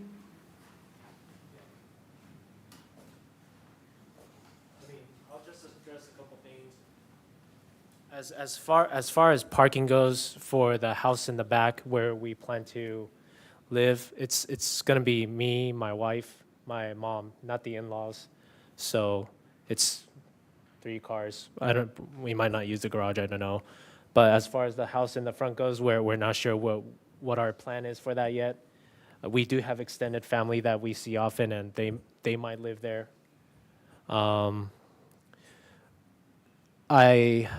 looked up the lowest angle of the sun, and that's going to be at 34 degrees, and the maximum shadow cast by that 26 feet house would be approximately 38 feet. So it would extend 18 foot into your lot, but the trees should already do that because they're right up against your lot and they're taller. There will be some coverage of, there will be some house visible, but you know, the tree's not going to block every single inch of that house. What other concerns can I address right now? It is, yeah. Yeah. Oh, it's just, yeah, my apologies. Okay, my bad. So I think that the major concerns, thank you, Sam. So the major concerns were the parking, the shadows, which you've talked about, the tree protection for replacement of the trees. Yeah. Sewer I believe issues, there's because you're at a lower grade and they're concerned. There's going to be a sewer pump. There's going to be a sewer pump. Yeah. There is also a concern regarding mosquito abatement, because you may have drainage pits and flooding. As far as the mosquitoes, I don't know what mosquito abatement measures there are, but I assume that's an So issue if you whether. have water ponding, Yeah, or anything like that. I suspect that's an issue whether or not we build a 2-story house or a single-story house. Yeah. And then flooding, that was listed on the. Yeah, last- usually, I need to check with Brian, but usually we have site drainage. I can sense that mosquitoes can be a problem, but I don't know what mosquito abatement measures there are. Also, I didn't even know what the drainage pits were. Yeah. No. Public Works already Yeah, addressed the comment on the plan, the resolution already. They have the pump to all the way to the Alahmar, the street. Okay. And I'm sure there are engineers who figure that out, because there are homes built below grade Yeah. all the time. Okay. Anything else? Excuse me? Then Their concern is surface water. We collect all the surface water and then the same thing, then go to the street. Yeah, there should be site drainage all around the landscaping to collect water, and then it goes into a sump pump, and then it gets drained out into stormwater on the curb. Okay. Is there any other things that I missed from public comment? Okay, Okay, thank you again. Oh. thank you. I think there was Oh, yes. I think there was a question asked about when you're going to start construction, Yes. how long construction will last. What is your plan on the construction control? As far as when it will begin, I don't know. I think it's going to be up to funding as well. It's going to be dependent on funding, and as far as how long it would take, the contractors had told me it can take up to 2 years, I believe. Ideally, it's around 18 months, I think. Yeah. If mass is a SAP, then if something then going on, then so we expect like 2 years to finish your land. Okay. Yes, Ron? I also add that adjacent grade means adjacent. It doesn't mean 20 feet away. It means adjacent. Thank you for clarifying that. Okay. Thank you. Thank you, Commission. Thank you. So it is now 7:49, and the time for public comment is now closed. And it is time for the commissioners to deliberate. I'm going to start with Commissioner Tu. Thank you, Chair. I've been looking at the Google map, and apparently those trees to the north border of the property is really critical, and it creates a really nice shield to to the neighbor property, but also casting a lot of shadow to the northern property as well. So I believe if the tree height is accurate as the applicant represented, the tree could become a really great privacy shield and maintain the visual connectivity between these 2-3 lots, like relatively the same to existing. That's what my personal belief. Of course, you're not gonna to block the entire building because of the tree is not a solid screen. That brought up a question is what we have been discussed the whole night, how to protect those trees. And the method the applicant taken during the construction will be really critical because the building is actually relatively close to those trees to the northern border. So I believe they should be taking extra care to protect those oak trees, which providing all the privacy and shade to the neighbor properties. Another aspect is that I don't see the physical material board. It looks like from the rendering the applicant presented, the building is more or less like a brownish wood tone color, but the material board itself is somehow a scan or something that doesn't represent the actual materiality or colors of the material. So I am hesitant about approving the project exterior elevation material as it presented. So pretty much that's my comments. Thank you. Thank you. Commissioner Chen? Yeah, I appreciate the presentation and I also appreciate the applicant took all the comments from last time and tried to work with the city architect. Those trees are critical in my mind. It actually help this property if they can maintain it, but I do not see a copy of the arborist report. Usually a comprehensive arborist report will identify each tree, know the size of the tree, know the approximate size of the root system, and come out on each protection plan per tree as to what kind of fencing, how far back. And I don't, just by saying that, well, we'll work with them is not good enough for me. I think it's critical for both the applicant and the neighbors to the north, or also all the neighbors around the whole general area, is to protect those precious trees. I think I definitely would like to see a comprehensive arborist report as to how we protect each tree, and in the event of during the whole construction period, and also in the event if any tree had to die, how are we going to replace them? So that should be in there. And I also want to see the applicant engage this particular arborist to be there visiting the site periodically, so we, at least the whole neighborhood can assure that those trees are being protected. I think that's going to protect the applicant and also to protect the neighbors. So that's one. Two, again, as Commissioner Tu said, that without the actual sample of the material, even with the sketch of the rendering, the way I see it in front of us now, can make that house win or lose. It's critical that we understand the color, the feel, the material correctly.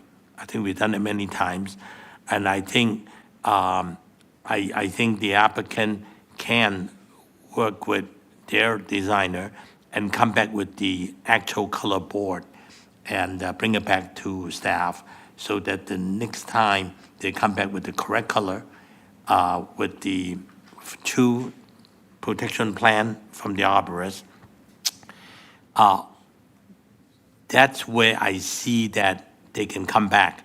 As to the other concerns they have from the neighbors, the sewage grading, those can be mechanically corrected. They can pump those out, it's not a big problem. The fact that the property owner do have the right to enjoy their own property, and as long as within the code requirement, we should also help them to enjoy the property. So yes, I can support the application, not until all these things I just mentioned are worked out. Then I'm not ready to approve it tonight, but I would support the continuance upon that two missing items. Thank you, Chair. Thank you very much. Commissioner Lopez? Yes, thank you, Madam Chair. I agree with my fellow commissioners. I'd like to see not only the arborist report, but also in this particular case, it seems like the saving these trees is critical to both the neighbors and the property owners. So I'd like to delve a little more into what is the contingency plan in case something happens to the tree, or let's say, for example, they say, well, we'll replace the trees, then will it be replaced by, a little 4-foot tree, 5-foot tree, or something along those lines where the enjoyment of that tree or the protection it offers for the view of the northern neighbors, was it going to be something like within their lifespan, to get that kind of protection from or shade from the tree? So that is a concern, and also the material board, to see actually how it's going to look, and we've gone through a lot of these. The rendering has to match what's on the boards and things of that sort, so we can make accurate, appropriate decisions. But those are my thoughts. Thank you. Vice Chair Salo? Yeah, I have one question for staff. Does the city of San Gabriel do story polling? Story poll? Okay, we've never required that before? Okay.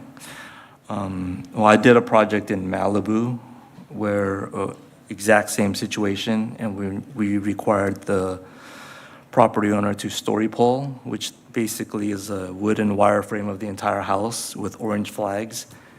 And once that was erected, everybody got together and said, well, I can still see it, but it's not bad as I thought it was going to be, and the project was allowed to proceed. But if the city of San Gabriel never does that, then I guess it's not on the table. No. Okay, all right, thank you. Second question is for Ron. Is it feasible to incorporate a row of cypress trees between the house and the existing oak trees on the north elevation? I don't think so. I think that will disturb the roots of the oak trees. Okay.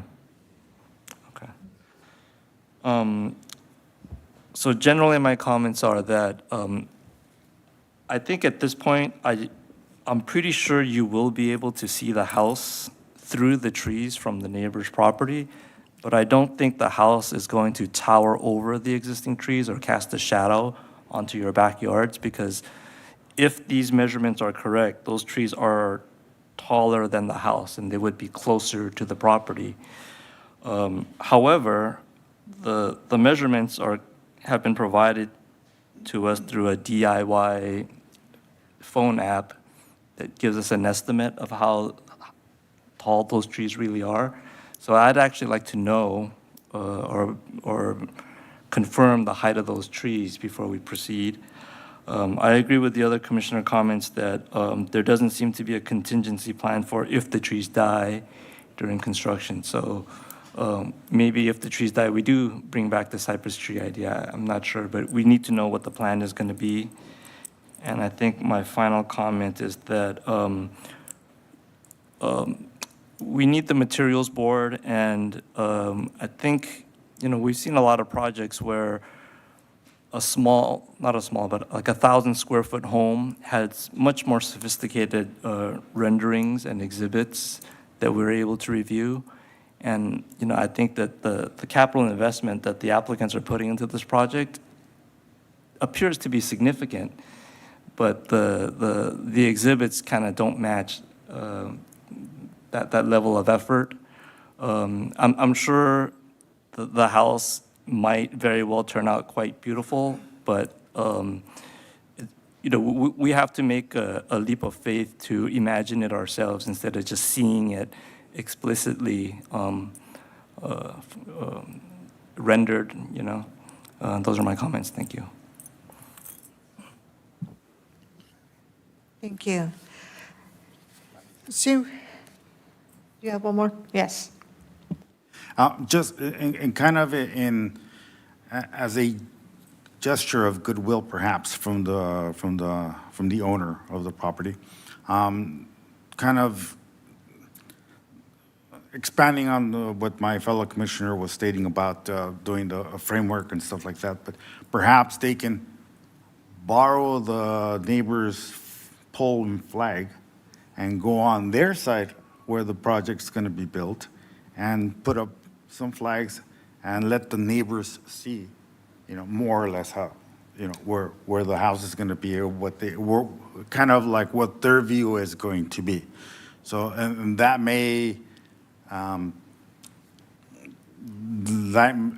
may kind of give them a visual of exactly where it's going to be or how it's going to look, and maybe they'll say, "Oh, that looks pretty good." Then it's just a question of preserving the trees, as opposed to the image that they perhaps have that it'll be a monolith, on that part.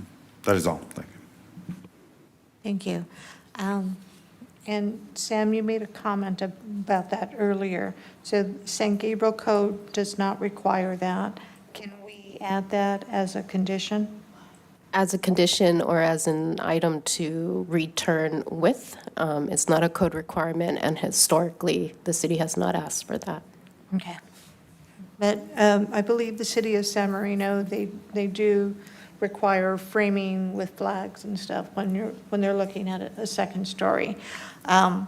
So I think we all have concerns about the trees, about the quality of materials and the colors.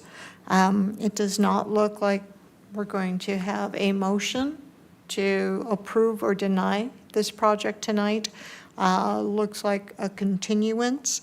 But I would like to stress that the items that we talked about, want to reiterate, we need to see that arborist report because those trees are so important for the property owner and for the neighbors and for us to understand the project, much like it was important for us to know about the grading back in January before we were able to make a decision. So we do need that, and we do need to have some type of section in the arborist report about tree replacements and how that's going to be.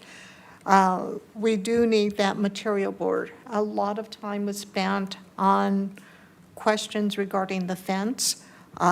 If we had a material board, if we had a more complete package, we wouldn't have to have those questions. If we would have had the arborist report, we wouldn't have to have so much time dedicated to those things.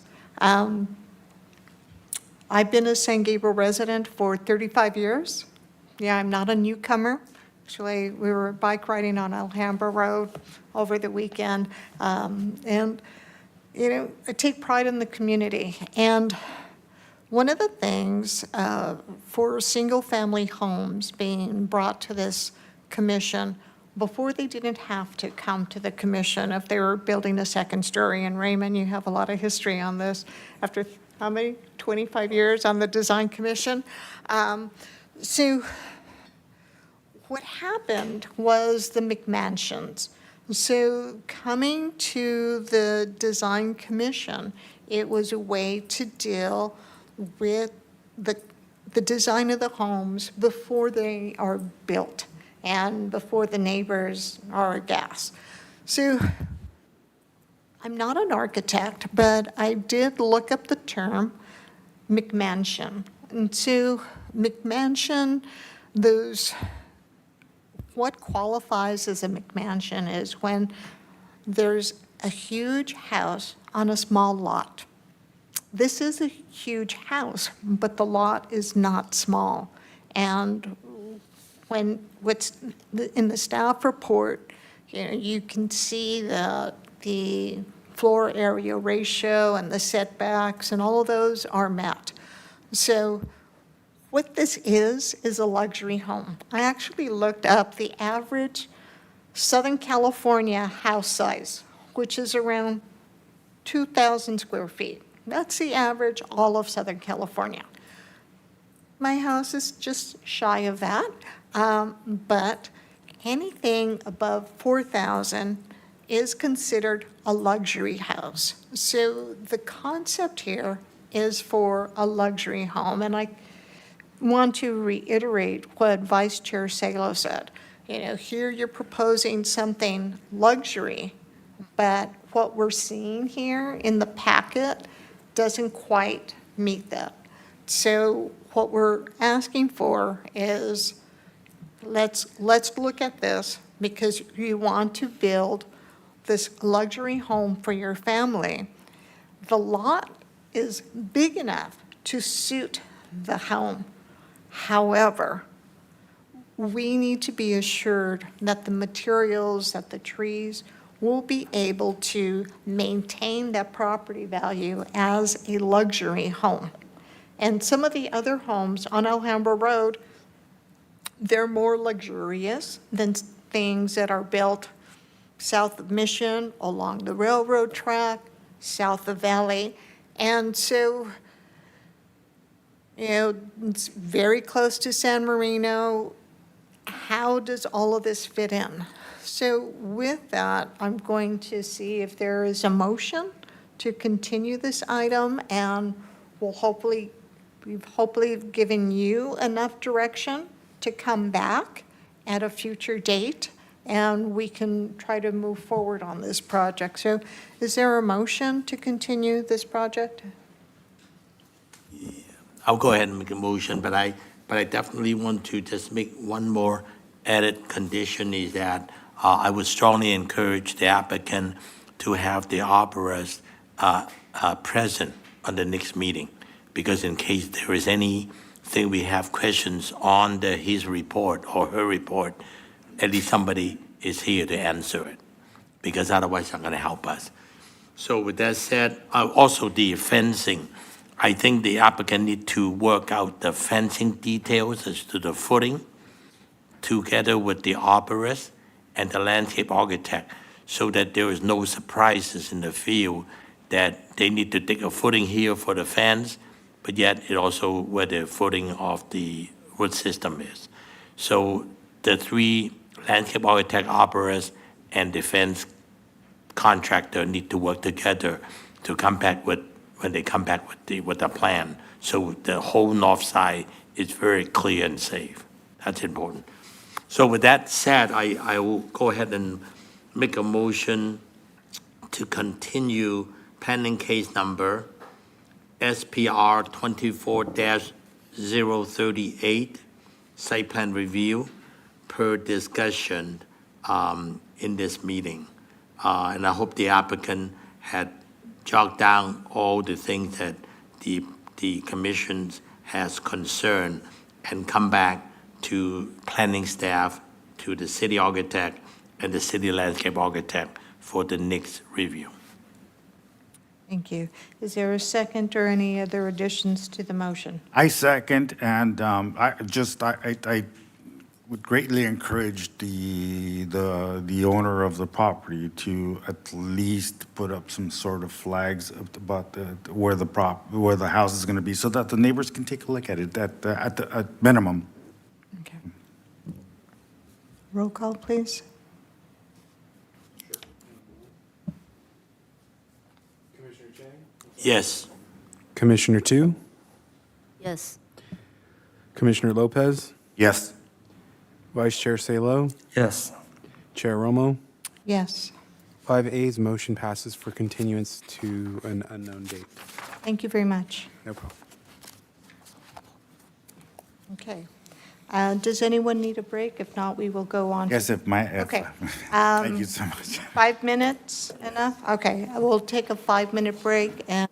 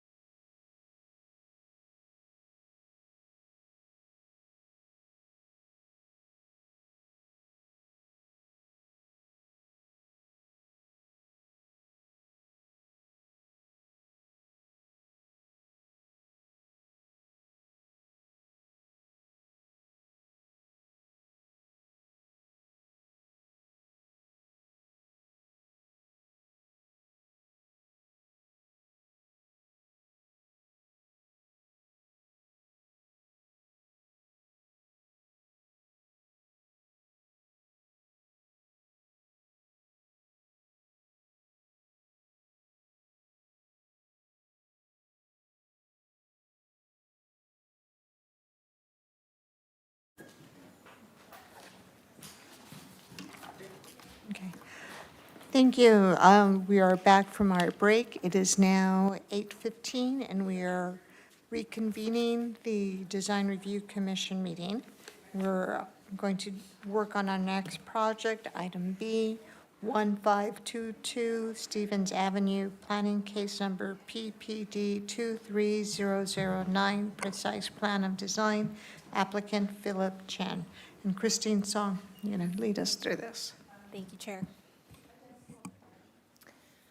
This item is for the request for approval of PPD 23-009 for a 5-unit residential development.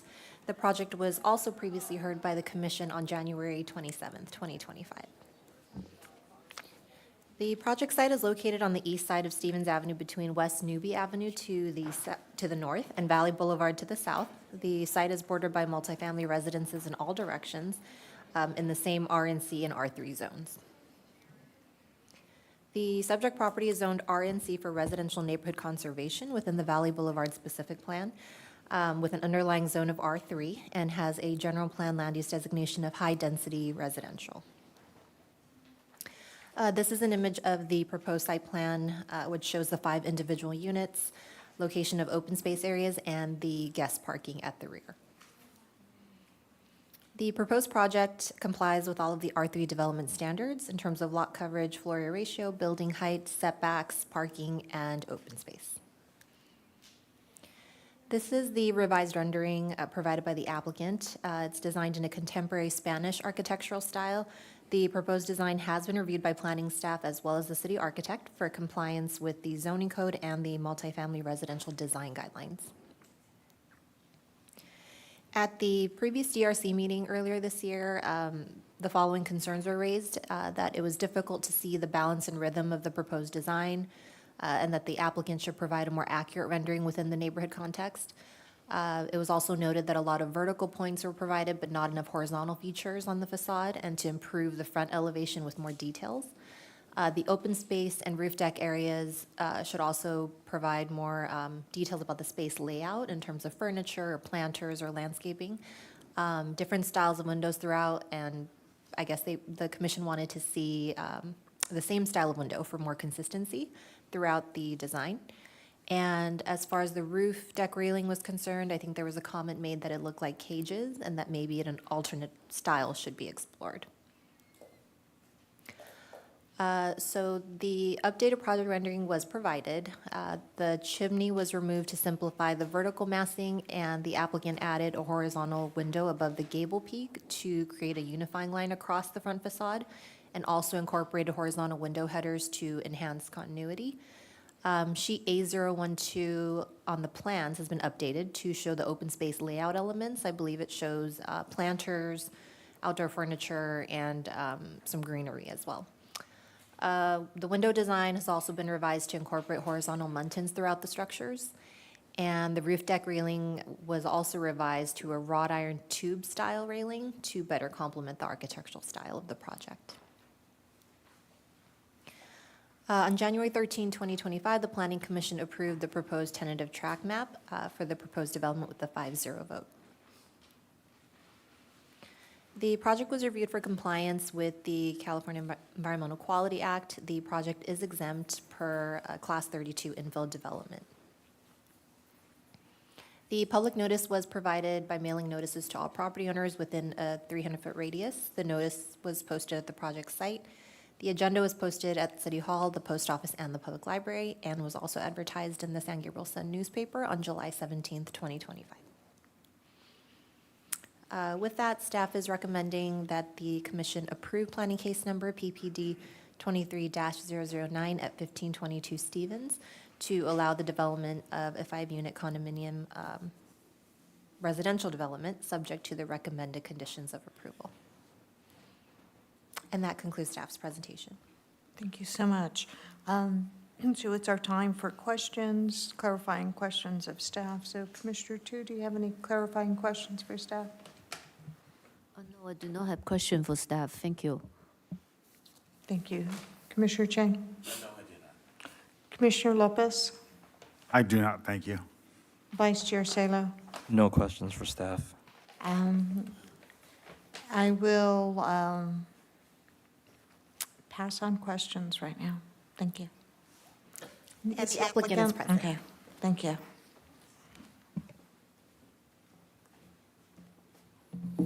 Hi, good evening, members of the Planning Commission. My name is Philip Chen. I'm the project architect for this project. Since our last hearing, we have taken the comments very seriously. In the past few months, we have worked diligently with the city planner alongside with the city architect to address some of the comments that were raised and concern that was raised in the last meeting. As you can see from the rendering, a lot of the revisions that we made are targeted on Unit 1. I think we have received a lot of comments about the front facade, curb appeal. One of the main change that you might have noticed is the removal of the chimney, the character of the chimney. We have mixed feelings among the planning commissioners. So at the end of the day, we decided to remove it and we played around with different couple elements. Hence the rendering, what you see here today, it's after a few revisions back and forth. It is a little bit on the difficult side in terms of front facade because given the fact that the property is only about 50 feet. And in the beginning, we might try too hard to put in some elements on the design. But after the modification, we have simplified the design. We have added a little bit of the horizontal element. One thing that you might notice is the railing. It's not visible in the rendering. From an eye perspective level, you cannot see the railing on the third floor. That is simply, when working with the city architect, he had a really good suggestion. Why not play around with the rooftop element and change some of the layout so that it's set back more? So hence, after the revisions, the building does look a little bit shorter from the curb appeal. So with that being said, I hope all the revisions would satisfy the Planning Commission, and I hope you can give it a consideration of approving the project of the revised design. And I'm here to answer any questions anyone might have. Thanks. Thank you. We are the Design Commission. Sorry, and DRC. My The apologies. Planning Commission already approved the Right. basic zoning, but That was back in November. I will start with Commissioner Tu. Do you have any questions for the applicant? I don't have particularly question about, because I don't think I was in the last meeting reviewing this project, and I was trying to connect all the dots like between the last present design and the updated design. I have a, I mean, generally speaking, it is improved, but I also have a concern about the style and also the simplicity of a design. It seemed like to me there's a lot of element being added that doesn't go really well with the modern Spanish style. For example, the trim piece at the front entry of this facade, it doesn't resonate with a traditional or modern Spanish style. Can you elaborate that? Well, the trim was basically to sort of, there were some directions from the previous meeting about the other elevations were pretty good in a sense. So we were trying to make some of the revisions to match the other buildings. So that was simply the design, the decision why we took out the porch, which previously has roof elements, and we made that revision to match the other buildings. So that was simply one of the comments that was made. Now, as far as design element, maybe we can play around with it and remove some of the darker element on the second floor. I mean, we tried that once. I wish I could have brought some of the variations that we have played around with. The horizontal element on the third floor maybe can, instead of using wood, maybe we can use stucco trim so that it blends in a little bit better with the wall color. But one thing we try to do is to provide more horizontal element. So again, we're open to make any modification or suggestions. Yeah. But for the door trim, it was simply because we try to match the other units. Okay, thank you for that. But you did bring up a good point about the Mm-hmm. horizontal wood band. It seems a little out of the place to me, the placement of a wood piece around the building. But I mean, yeah, that's my first thought. Secondly, you actually mentioned that the rooftop parapet has been turned into solid instead of the metal railing. Is that right? No, what I was referring to is there's still a railing on the top, but it's been pushed back so far. If you look at the roof plan, it's been pushed back about maybe 15 feet to the point that you can't see it from the perspective level. Oh, I see. That's okay. That's Yeah. my question because it seems pretty low.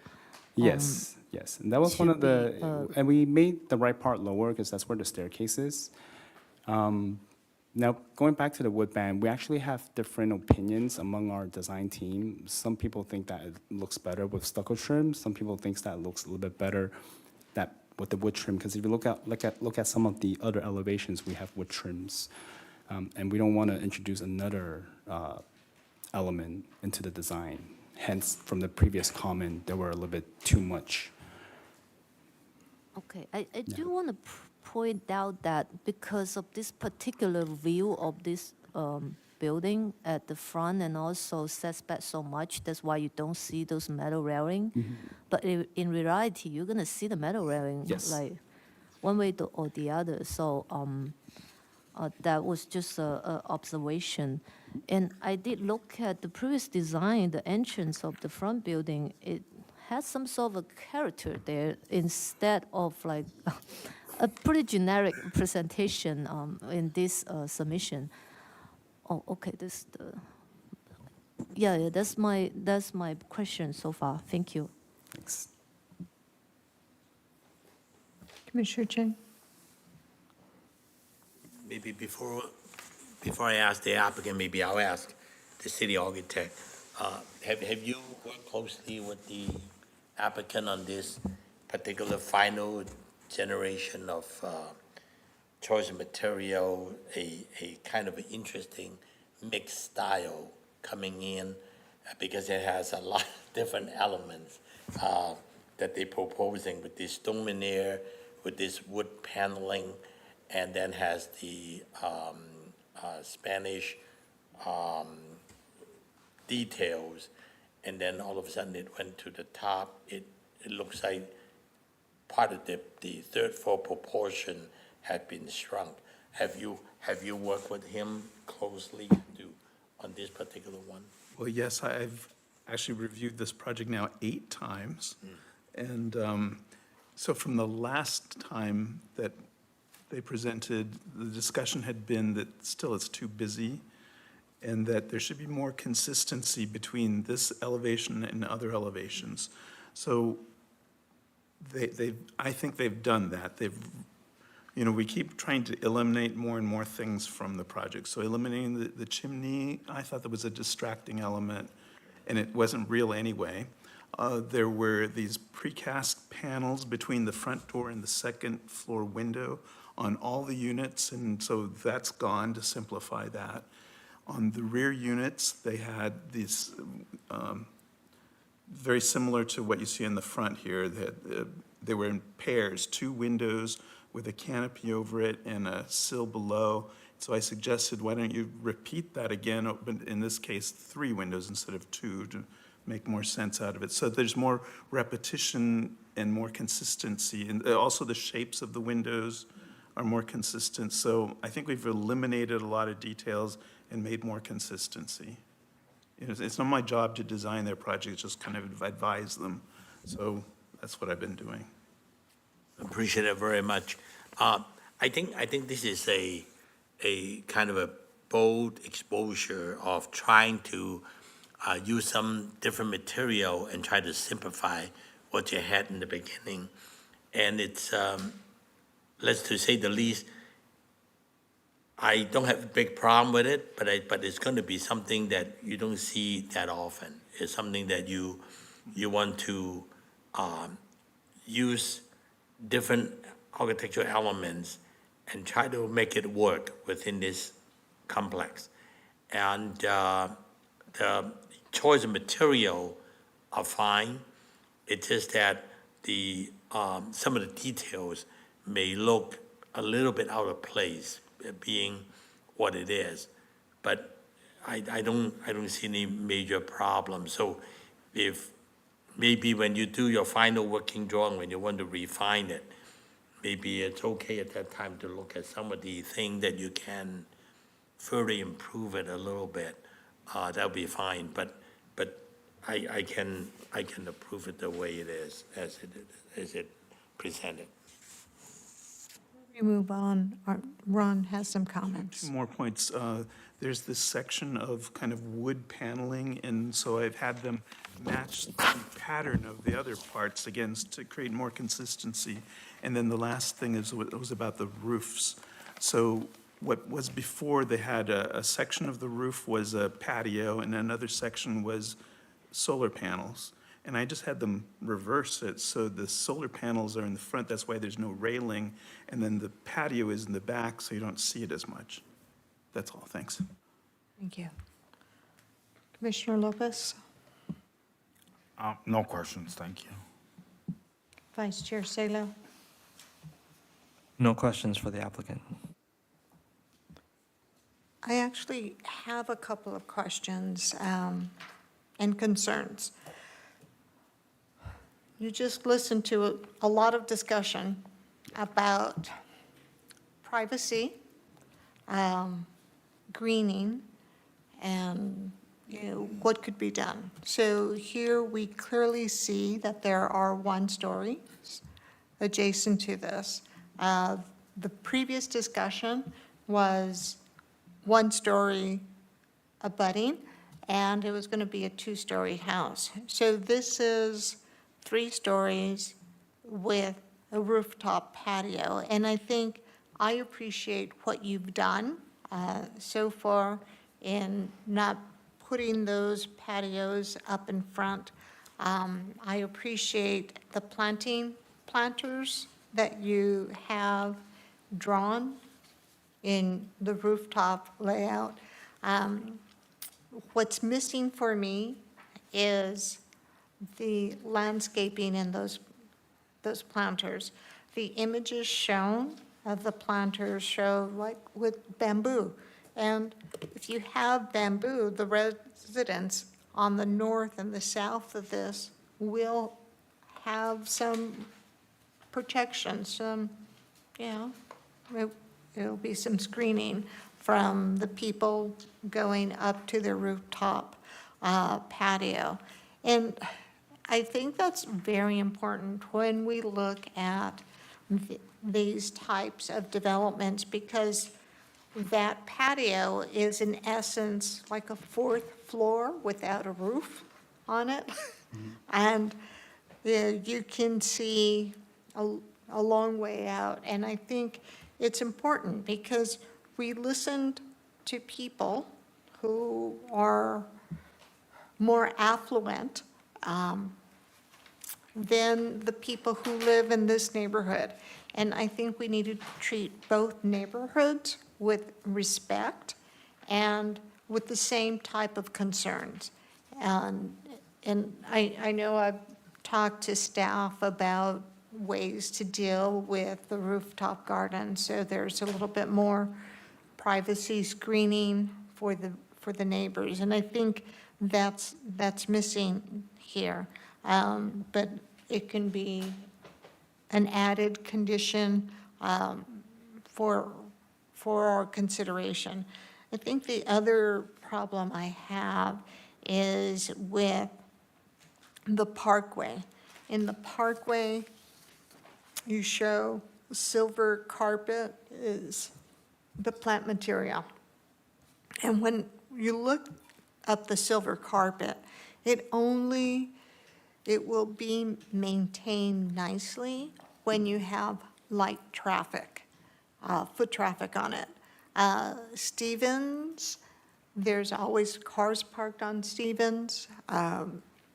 You can anticipate there'll be cars parked and people coming in and out of the cars and stepping on that planted material. So I'd like to see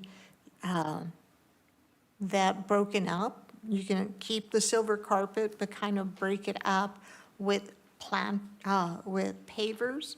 So, you know, if you have room for one or two parked cars there, then you put those pavers in that area where someone would be coming in and out of the car.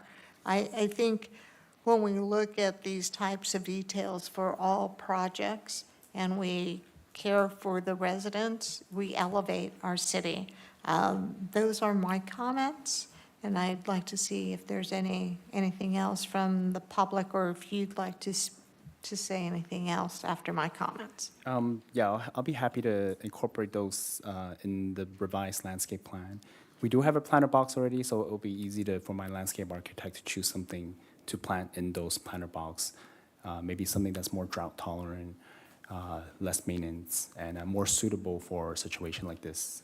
And the second comment, yes, we'll revisit, and I'm not too familiar with the silver carpet, but I'll defer the issue to my Yeah, landscape if you look architect. it up, you know, you've seen it as a drought-tolerant plant materials. But I think when we look at these types of materials, and this is going to be my comment for the other projects here tonight, so those in the audience, be prepared. When you have something that's not turf or easy to walk on, you need to provide some type of pavers, because people are going to walk on it, people are going to park their cars on the sidewalk. It's a public area, and we should be anticipating this. Okay? All right. Do we have it's time for public comment? Anyone here to speak on this project? No public comment at this time, Madam Chair. Okay, thank you. It is now 8:37, and public comment on this item is now closed, and it's our turn to deliberate. I will start with Commissioner Zhou.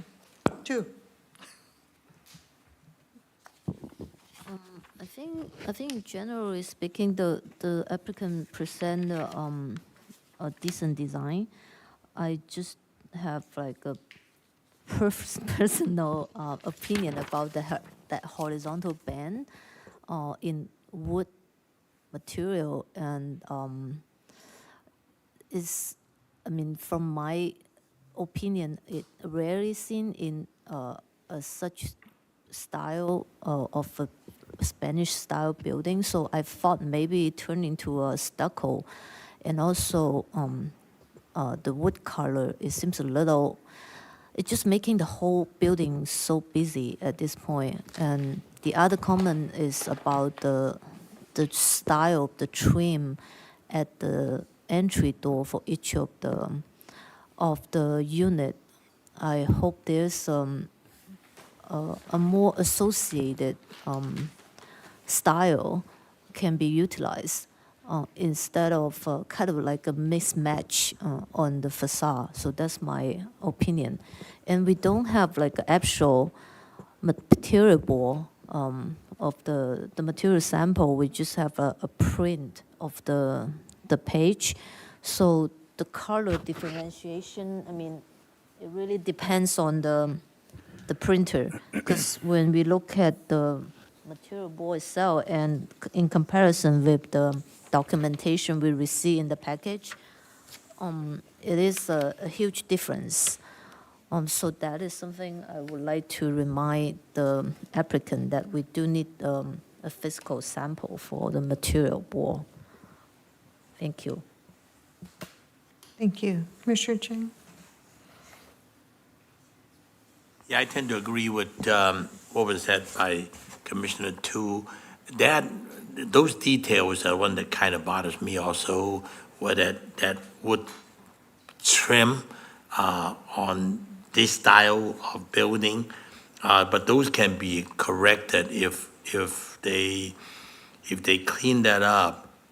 It will look a lot cleaner on the upper third floor, and also if the wood paneling, I still cannot figure out exactly how dark it is. It looks like woodwork, corbel, fascia board. If all these are as dark, this wild Mustang color, I don't know how dark that is. If that dark brown together with this stone veneer Alvarado stone, I don't know how dark is this also. It may not turn out to be the most attractive, being the building is basically has a stucco that is white and beige.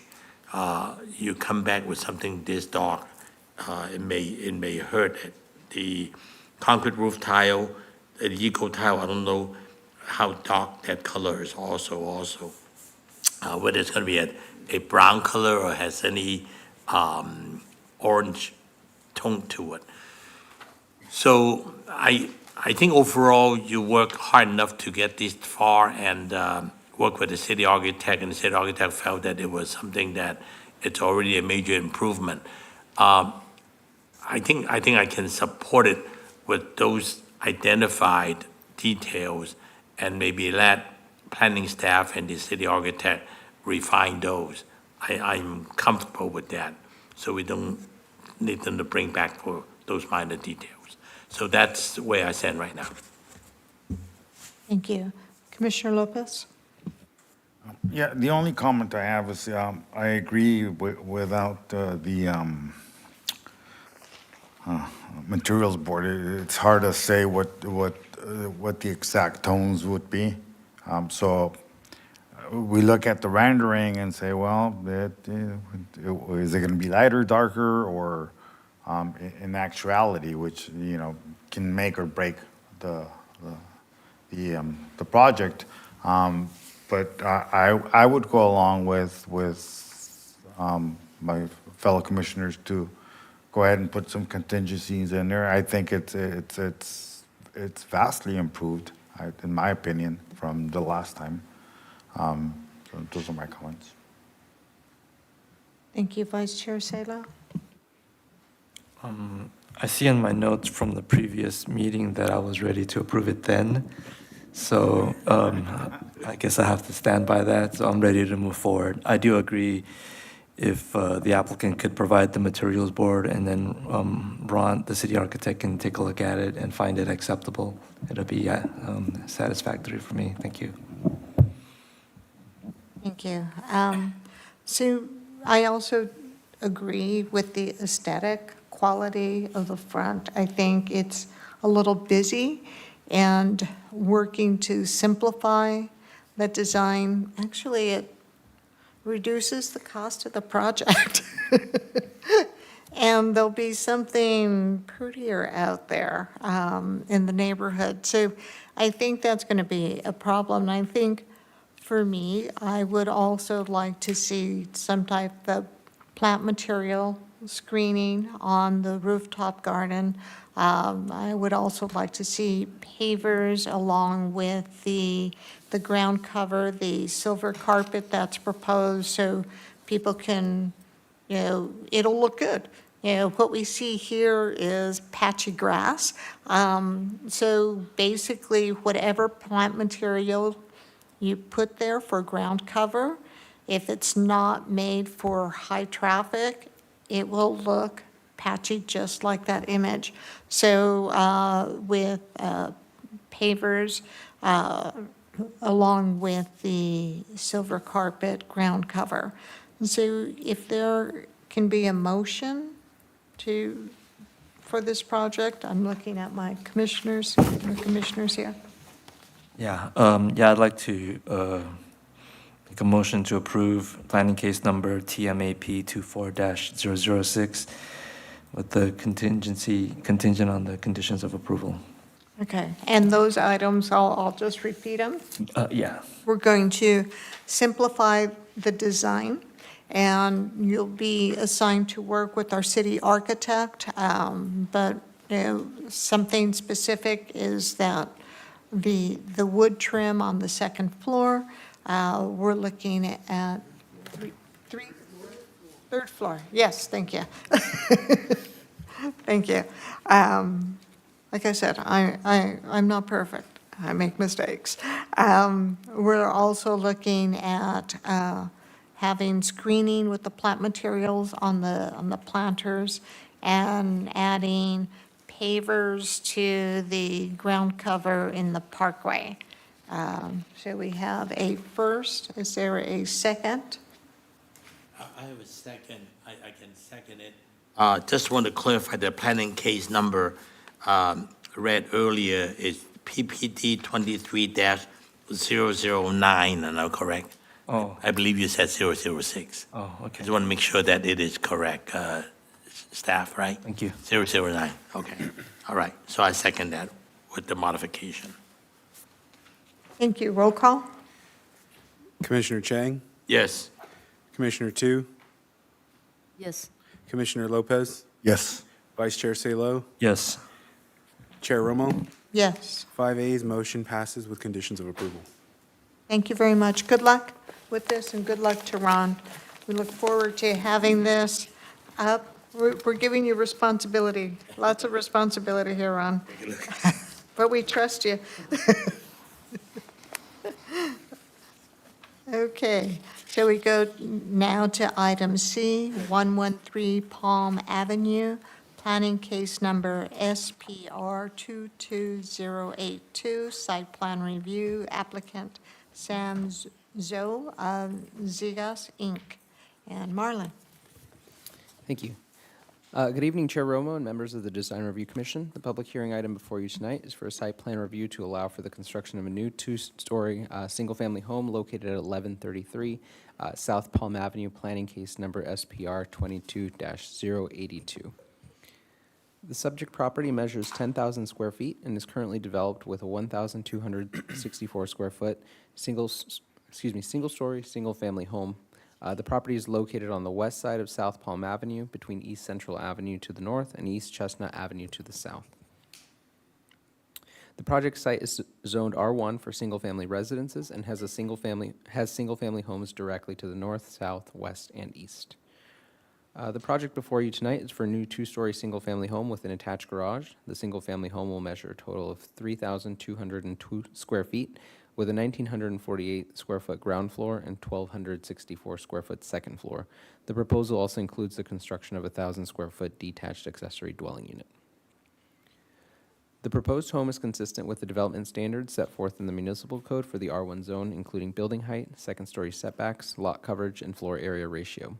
The architectural design of the home was reviewed by city staff and the city architect for consistency with the design guidelines for single-family residences. The home will be clad with smooth stucco in a saddleback color and stone veneer accents. Other features found on the proposed home include white vinyl windows with grids and a concrete tile roof in a blended range of colors. The project also proposes to install new landscaping on the project site. The front yard will include a new garden featuring a variety of shrubs, including foxtail agave, dwarf olive, a 24-inch box tipuana tree, and 3 24-inch box western redbud trees. The concrete driveway will be broken up by permeable pavers. Additionally, a row of dwarf strawberry trees will be planted along the north property line for screening purposes.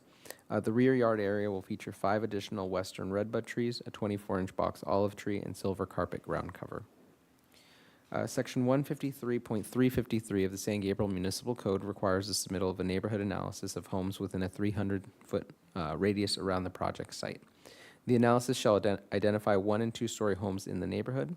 The analysis identified 13 properties with 2-story single-family residences within a 300-foot radius. The project was also reviewed for consistency with the general plan. The general plan land use designation for the subject property is low-density residential. The general plan defines this designation as primarily single-family homes on a single parcel. The proposed project is for the construction of a new second-story addition to an existing single-family residence and is consistent,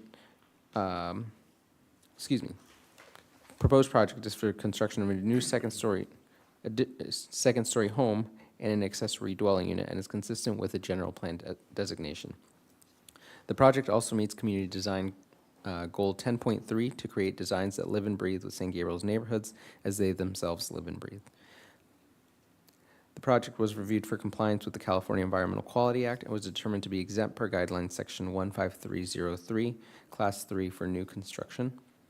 On July 17th, 2025, a notice regarding the project was sent to properties within a 300-foot radius of the project site. A notice was also posted on the project site, and tonight's meeting agenda was posted at City Hall, the Post Office, and the Public Library, and was advertised in the July 17th, 2025 edition of the St. Gabriel Sun. With that, staff recommends that the Design Review Commission adopt a resolution of the Design Review Commission of the City of St. Gabriel approving planning case number SPR 22-082 for a new two-story single-family residence at 1133 South Palm Avenue, subject to the recommended conditions of approval.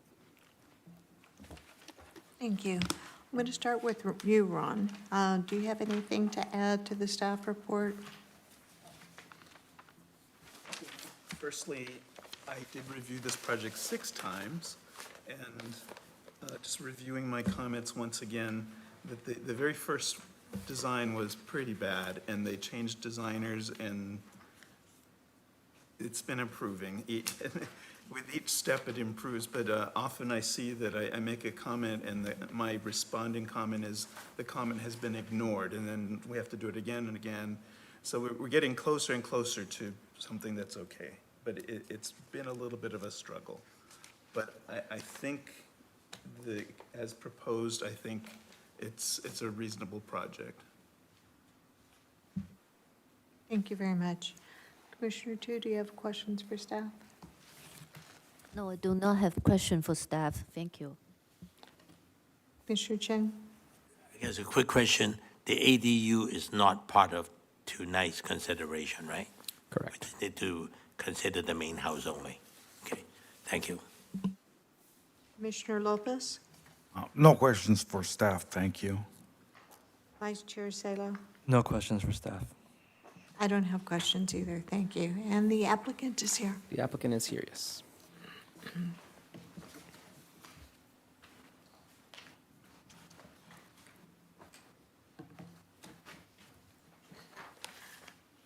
Hello, good evening. My name is Sam Zhou. I'm the applicant for this project, and I'm ready for your concern and question. Okay. Do you have a materials board? I don't have an actual material board, but the plan that did print out a full-size material board that is in sheet. Let me.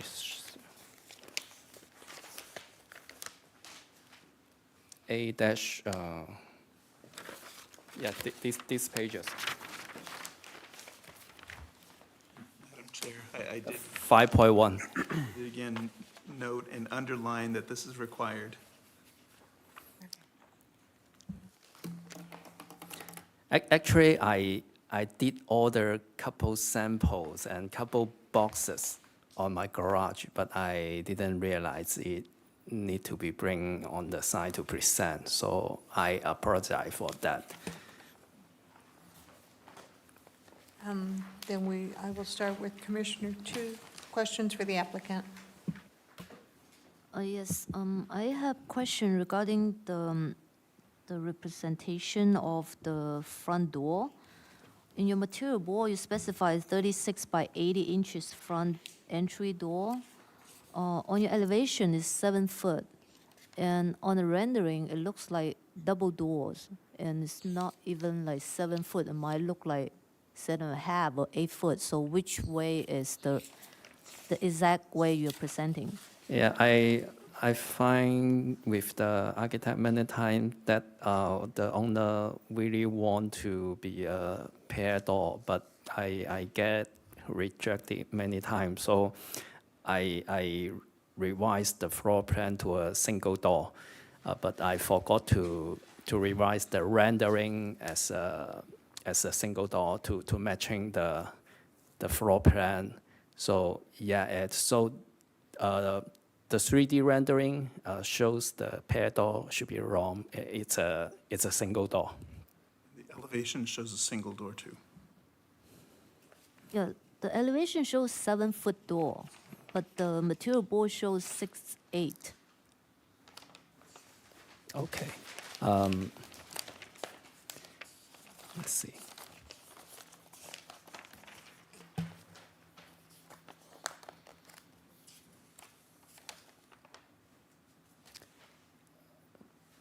Okay, it's should be 18 inches. Okay, so 80 inches the wall. Okay. So the color would be like the material board shows is like a oak color. Correct. Because on the rendering it shows really dark color. So that is why we wanted to see the actual material or the color chips to represent the actual color. Because of this discrepancy, we cannot visualize how the design will look like. Okay. I think the color board's color will be more matching the actual color that I proposed it. Okay. The second question is also in terms of material that the stucco color on the material board is a sandalback and it shows like a beige color. But on your rendering, it's a white building. So which one is right?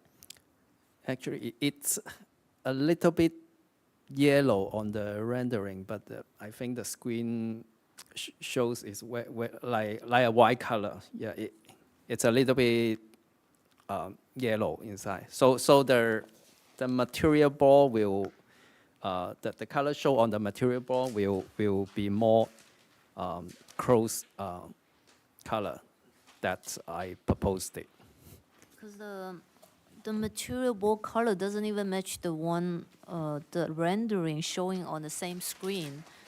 I mean, looking at this screen might be like because the brightness is really high, so it looks like a white building. I do see this a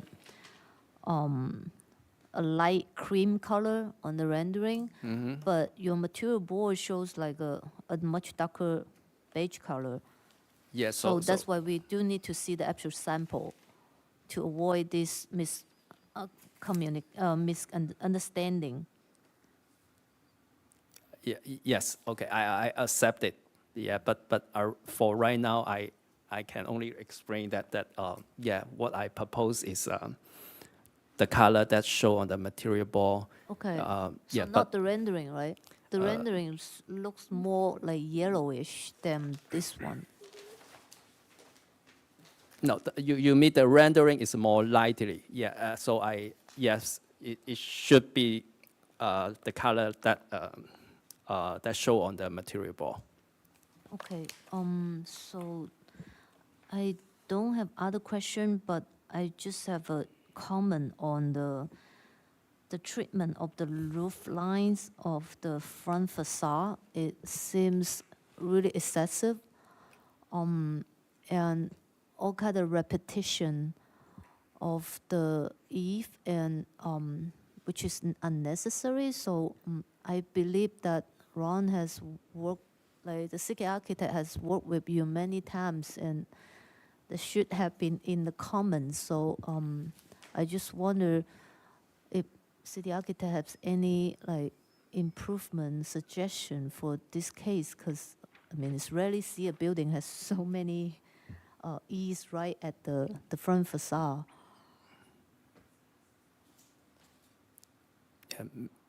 May I ask which part you think is not necessary? So how do I describe it? The extension, if you look at the little eave at the entrance canopy, you have extension that connected to the bigger roof, right? So can you eliminate that? Can I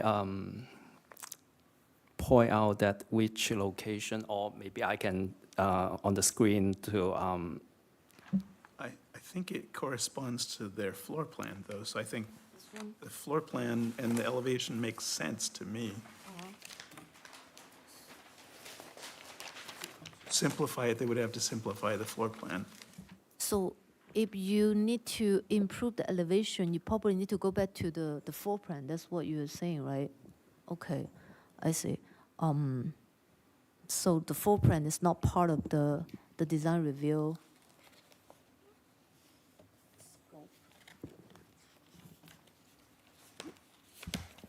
Well, that would depend on which element, so we can go to the floor plan and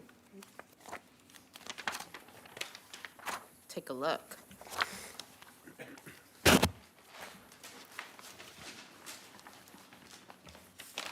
Front of the house. Okay, so that's the ground floor plan.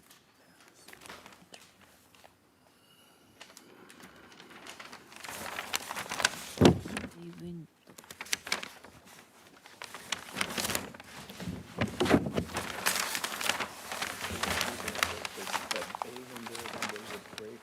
bay window.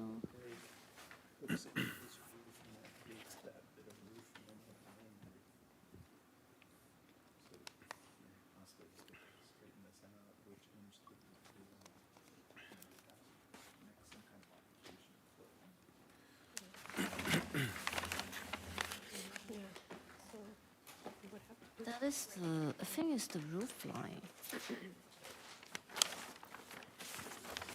I think the simpler change is actually light up the front facade.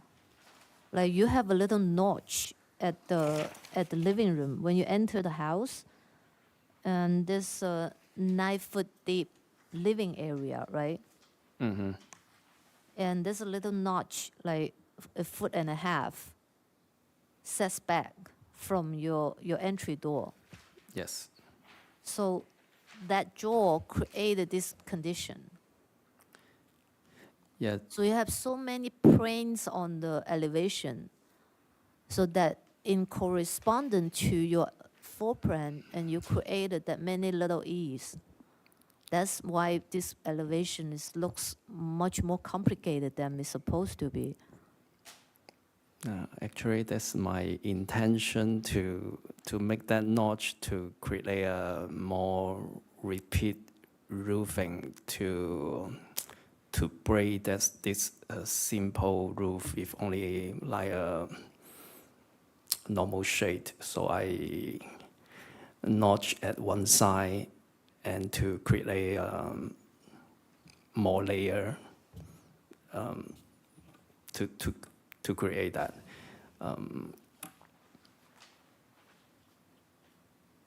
Okay, so you also had to justify your floor plan as well. A 9-foot wide living area is not a really spacious space, and it just seems a little out of space. It's the size of your walk-in closet. And I mean, for me, this notch doesn't really help to make this facade more dynamic. So yeah, that's my opinion. Thank you. Thank you. Commissioner Chen?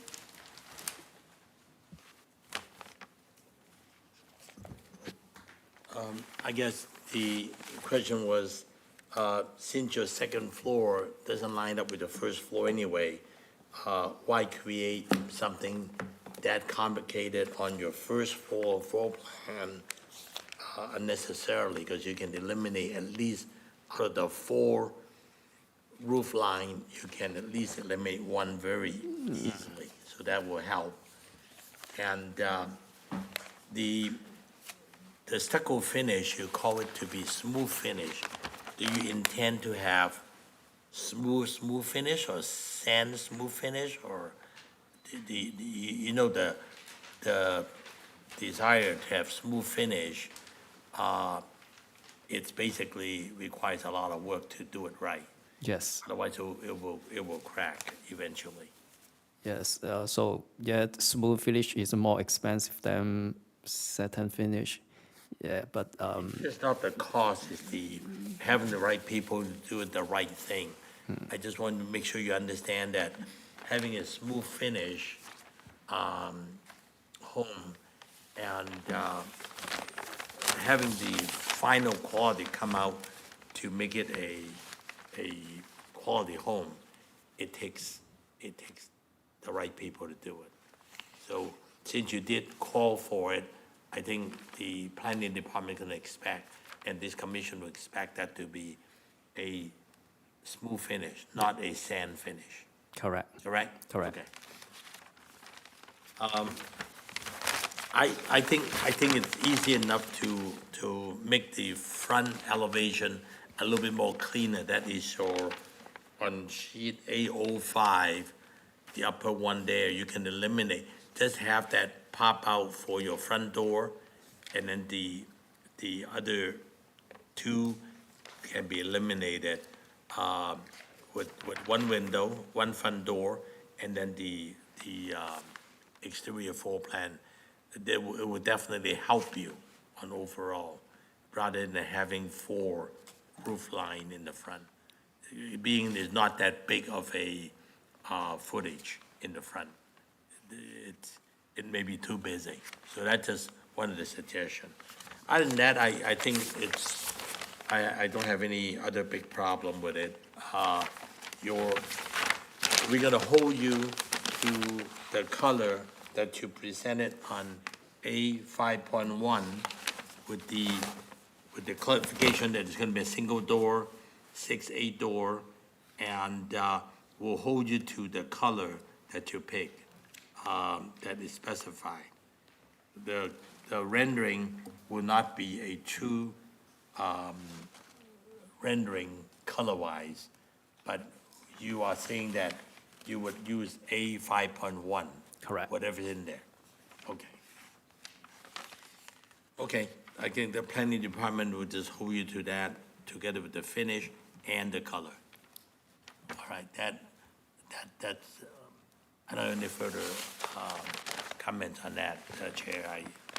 I think we beat this one pretty hard, and I can support it with all this clarification made. Thank you. Commissioner Lopez, No questions for applicant, thank you. Vice Chair Salo. The front door opens into this room. What's that room? It's not labeled. The front door, can you say again? The front door of the home opens into this room that's 9 by, it's the room that I think Commissioner Tu. Yes. So you have a question about this room's size or the No, it's not labeled, so what is it? Because I see it has like closets. It looks like a bedroom. No, it's a living room, but I talked to the owner why you make a small living room in there, but the owner told me that they are seldom use the area, that if they have a big house like that, that park area is only for receive the. It's like a reception. Yeah, no, a reception or receive the thing that shopping online. So it's for something to opening the package, or so it's also so meet with friends. So they are more want to have bedrooms. Yeah, the home has 7 bedrooms. Yes, so that's their intention to make the house like that. They have like a home business with a lot of deliveries or something. They want every room have their own bathroom, and they want a very big closet. That's the family members that they require. So the layout is what I prepare for them to satisfy what they are asking for. Okay, I understand. I know that the layouts are out of the purview of this commission. It's just a reception and 7 bedrooms doesn't really look like a home. But I guess it's out of the purview of this commission. I have no other comments than that. Yeah. Yeah, but I think the issue, I think we're looking at how to revise the front elevation. And I think when you bring that into the discussion, does that room make sense, how it's designed? And if it's revised, then maybe the front elevation can get better. And so I think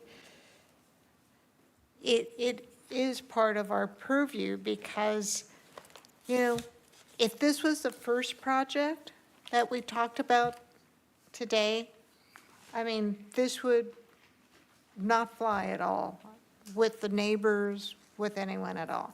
And I think that should be our standard is how do we want our neighborhood to be here in San Gabriel? So I think the owner wants one thing, but what the design is coming out is not where it needs to be. So, you know, we have issues with the color of the house, but, you know, you're talking about a creamy with the smooth finish. We need to change that front elevation. And when we look at things, especially, you know, this particular slide that staff has put here, you know, that shows a different door. And it's really hard for us to approve things. And once again, if it was that first project, we would not be just, yes, yes. So I think we're being nice. Thank you. And Ron has something to add here. So, you know, again, I'm not supposed to design projects, but it seems like maybe I should give more suggestion. And I just wanted to read, to give you an example of my review. I said, please provide a proper color material board. Staff can provide an example, which we've provided examples to many people. Also note that in addition to the electronic submittal, an actual physical color board with real samples will be required for DRC. Please read the below comments once again and make sure you include these. For example, the current resubmittal, no porch lamp was selected and it should be shown on the elevations. The current submittal has tiny pictures of, quote, everything you need, but we will need to know what of these accessories and what color you actually plan to use, especially the capstone to the stone wainscot. The pavers are not provided in the material color selection. The landscape plan indicates Nantucket Berkshire tan for the front walkway, but nothing provided for the driveway, which has a different hatch pattern. You know, there's just a lot of things missing. And again, often I'm saying that the comment was ignored. Please pay attention to the comment. So, you know, I will help you improve it, but you have to really pay attention to what I'm asking for. Yeah, I thank you for your comment. So the last time I put all this information in a very small box to show all this information. But yeah, right now I know your concept. So I make all this material in a one complete sheet to show that. And again, staff can provide you with a nice example of what we're expecting. Okay. And I think one of the other comments I have regarding landscape and the parkway, the landscape that's shown here is there's a plant material that's not grass, and that's okay. But when you're providing a plant material that's, you know, more than an inch high, you need to have some type of paver so someone can park their car. It looks from this elevation here that there's room for 2 parked cars there. So pavers, so you have the plant material and then a concrete or brick, something, so someone can get out of the car and step, versus if it's high, then someone's going to get out of the car's going to be away from that curb, and they're going to walk along the street and then up to the driveway to go out, or they're just going to walk on top of whatever plant material's there. And I will tell you right now, because you have a look of question, a puzzled look on your face.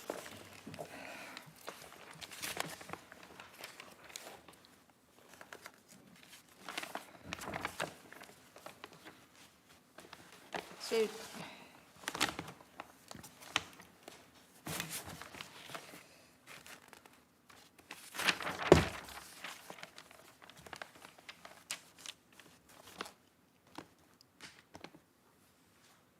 So the ground cover that's being proposed, it's called rock rose, and it's a flowering plant that looks like it's around 5 or 6 inches.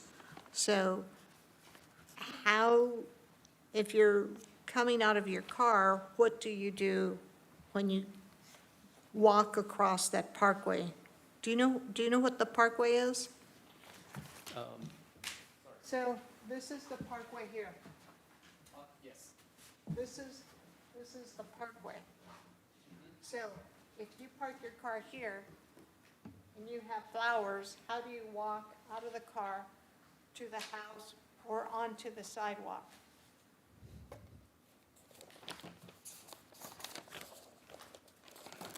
So what I'm saying is you have this proposed plant, which is fine, it's drought tolerant, it's been looked at by the landscape architect, but you just need to provide a stone, a paver, something for someone to walk on, and go across to the sidewalk, Okay. okay? All right, any more questions for the applicant? No? All right. Yes. Thing, since we talk about the landscape plan, notice the driveway approach on the site plan. Had that been designed according to the city's standard? Yes. So what is the width of the driveway? And also, the approach doesn't seem like in a, because you have a curved, slightly curved driveway, right? Because the driveway approach is not directly to the driveway, so it's a little bit go to the north side. So I make this driveway like So this is a arch plan. shape. Okay, so this is a plan that you did, not the civil engineer, right? It looks out of the ordinary the way it was drawn, so that's why I brought it up. I think he means the driveway apron is existing, and he's curving to get from existing to future, I think. Yes, the driveway approach is in the, so the existing driveway approach location is in here, not straight to the existing driveway. You are keeping the existing approach. Correct. Without changing it. Correct. So you curve when you enter, and then you curve around your driveway. Yeah, that's correct. Okay. Wouldn't it be easier to just change the apron? I mean, you're going to have concrete work Yeah. done. I that's mean, how it normally done. Like if you move the apron, the approach to the south, then you have larger landscape area concentrated instead of having a slice in the corner. So I talked to the owner. Do she? Yeah, she can enlarge or move the driveway approach to more straight to the driveway. But she say it's okay for her to drive a car, then turn right to get in, to follow this arch shape. She feel more comfortable to turn it as a 19-degree. So she feel, oh, this shape is more easier for her to drive in. I think it's she's saying this one thing, but this house, this site will be here beyond her. My house was built in 1931, before I was born. There's been at least 4 owners. I think I'm the 4th or 5th owner of my house. People come and go, people driving habits come and go. And I think Commissioner Tu's question about that driveway is if you build that apron, that approach where it's wider, she can go in at an angle. She can back up as an angle or go in, but you make it a little wider and you don't have it narrow and curvy. I'm with you 100% on that one. Yeah, as a matter of fact, in the construction and then this apron, this approach is gonna be damaged by the heavy machinery and the vehicle. I mean, you're gonna repair it anyway.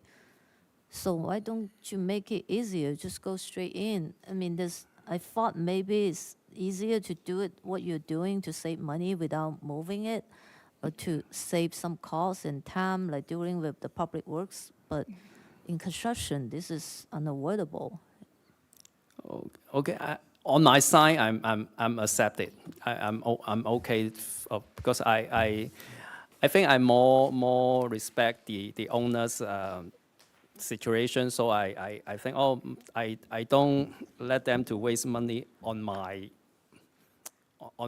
side. But yeah, I can coordinate and yeah, I accept this comment. So I can make it wire, make the driveway approach wire, and make it more straight. I think you need to understand, by the time you get through this construction, all your existing driveway, all this concrete driveway will not be able to remain. They're gonna be all damaged. You got the new footing coming in with building a brand new house. This is a 10,000 square foot lot. Your owner has a chance to improve that property drastically and try to save a 10-foot driveway in the wrong place with the new floor plan. You're not wasting their money, you're wasting the money, not now, but wasting more money later, because it's gonna have to change the plan, they're gonna do it in the field, it's gonna cost a lot more. You as the designer, I guess you're not a licensed architect, are you? Yeah, I'm the designer only. Right. Correct. So you as a designer, you have the obligation to advise your client the right thing to do. If you knowingly that it's gonna be wrong, it will not work, but just put it on the plan anyway, eventually it's gonna cost more money to them. It's gonna cost more headache to the neighbors. You're gonna have to relocate that drive approach, working with public works. It's gonna delay the project. It's not the right thing to do. So you have that obligation.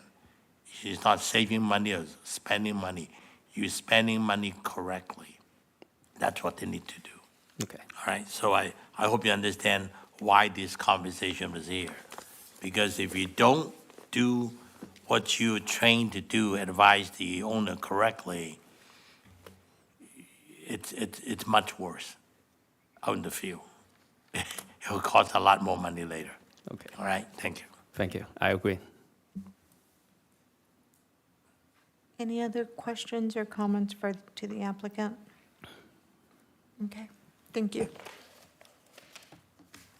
Do we have, it's time for public comment? Do we have any members of the public who want to speak on this item? Public comment was submitted online ahead of time. Okay. Wendy Tung submitted 3 comments ahead of time. I will just go ahead and read her questions and comments. It should be known that she does not support the project.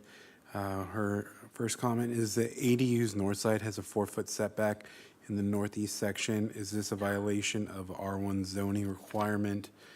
Her next question is, this is R1 house and has 7 bedrooms, 6 bathrooms, and a 3-car garage. The ADU has 2 bedrooms, 2 bathrooms, and a single-car garage.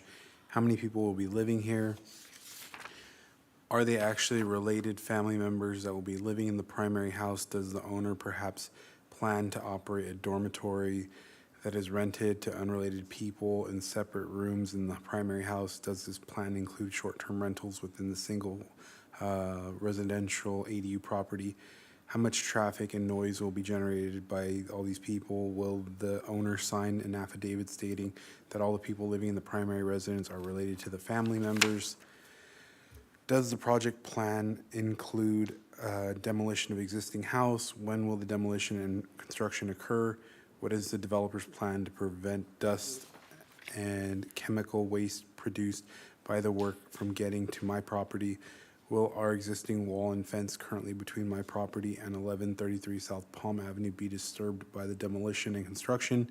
Lastly, she asked, may we have a copy of the site plan and land survey of 1133 South Palm Avenue?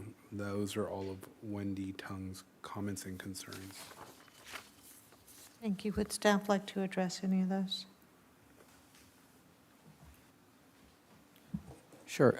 Staff also provided a response to the commenter via email regarding the 4-foot setback for the ADU. That is the minimum requirement for the ADU. As far as the number of bedrooms, there are actually 5 total enclosed parking spaces. The garage that's attached to the ADU has 2 parking spaces in addition to the 3-car garage that's attached to the home. A 7-bedroom house requires 4 parking spaces, so they are providing sufficient parking based on the code requirement. I don't remember what the other questions were.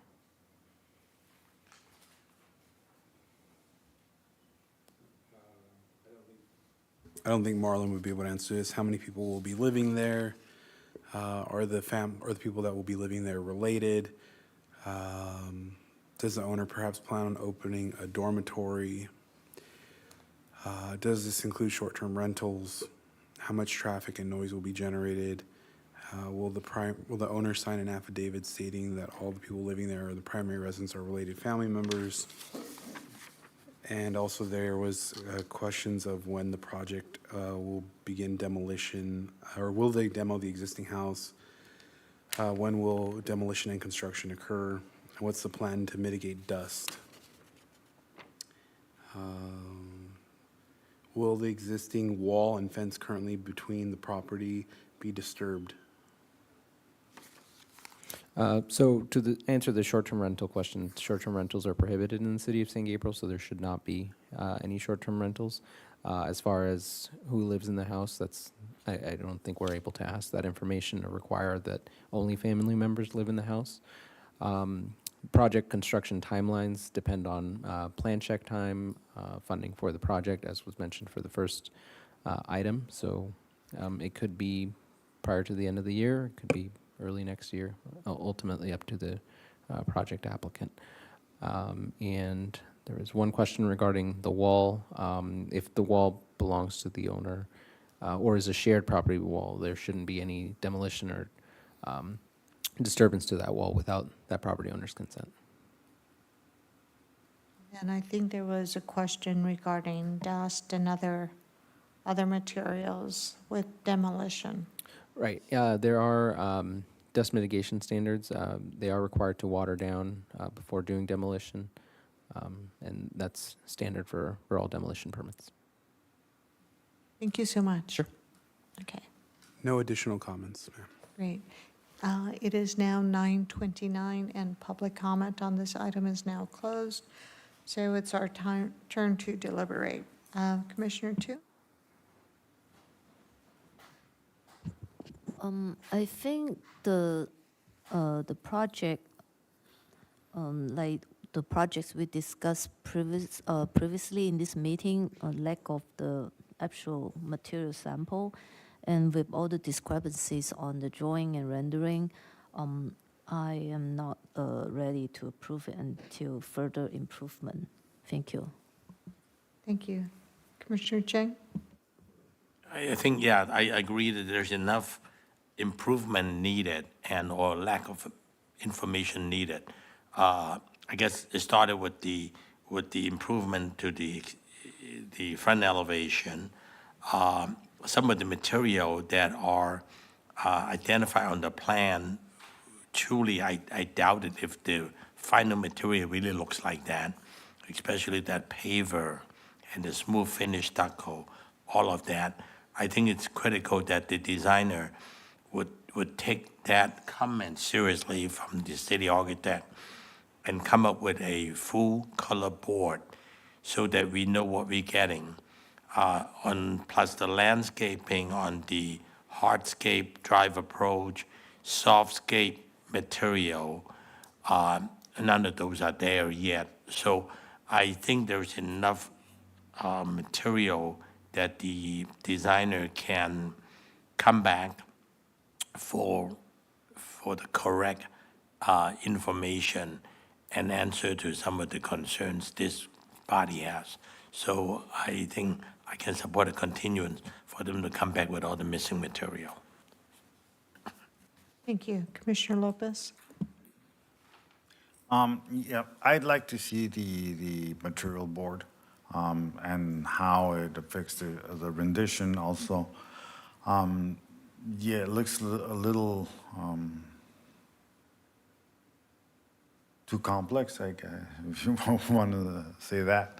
The front and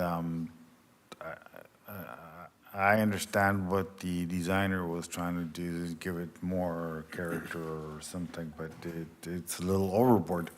One thing on the public comment, I hear the concern from the person that wrote the comment as far as why 7 bedrooms and separate bathrooms. And so I understand that concern about I guess, turning into the Airbnb type of room type of thing.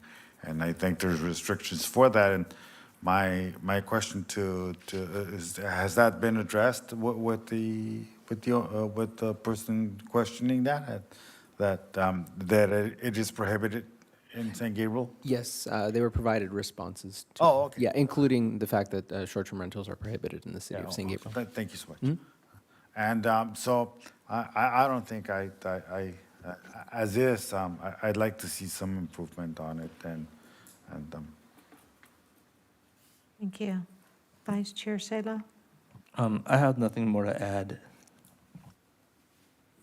Okay, it looks like this item's going to be continued. And just want to reiterate, we need to have a revised front elevation and to reduce the roof lines and improve upon that. We're looking at the driveway apron to be addressed and the curved driveway where we need material boards.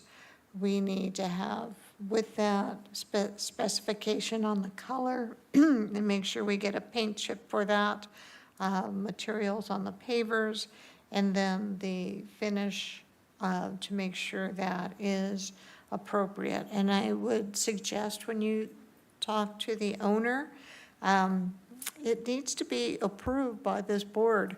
So she can, or they can have you do all of these things that they want, but if it doesn't address the city architects and the comments that he has provided, the comments that we have discussed for the last almost an hour here, then it's going to be continued each time. So this is something that she needs to take to heart. So with that, if I can get a motion and a second, that'd be great. I move to continue planning case number SPR 22-082, site plan review based on the conversation during this deliberation. Thank you. Is there a second? I second. Roll call, please. Commissioner Chang, Yes. Commissioner Tu, Yes. Commissioner Lopez, Yes. Vice Chair Salo, Yes. Chair Romo. Yes. 5 ayes, motion passes to be continued to a date uncertain. Thank you very much. Good luck. Okay. We'll move forward with our last public hearing item for tonight. Item D, 409 Pearl Street, planning case number SPR 23-063, site plan review, applicant Long, Techsheng, and Marlon, give us the report.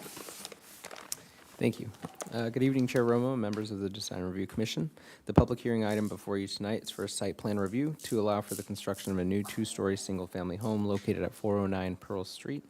Planning case number SPR 23-063. The subject property measures 8,250 square feet and is currently developed with an 808 square foot single-story, single-family home.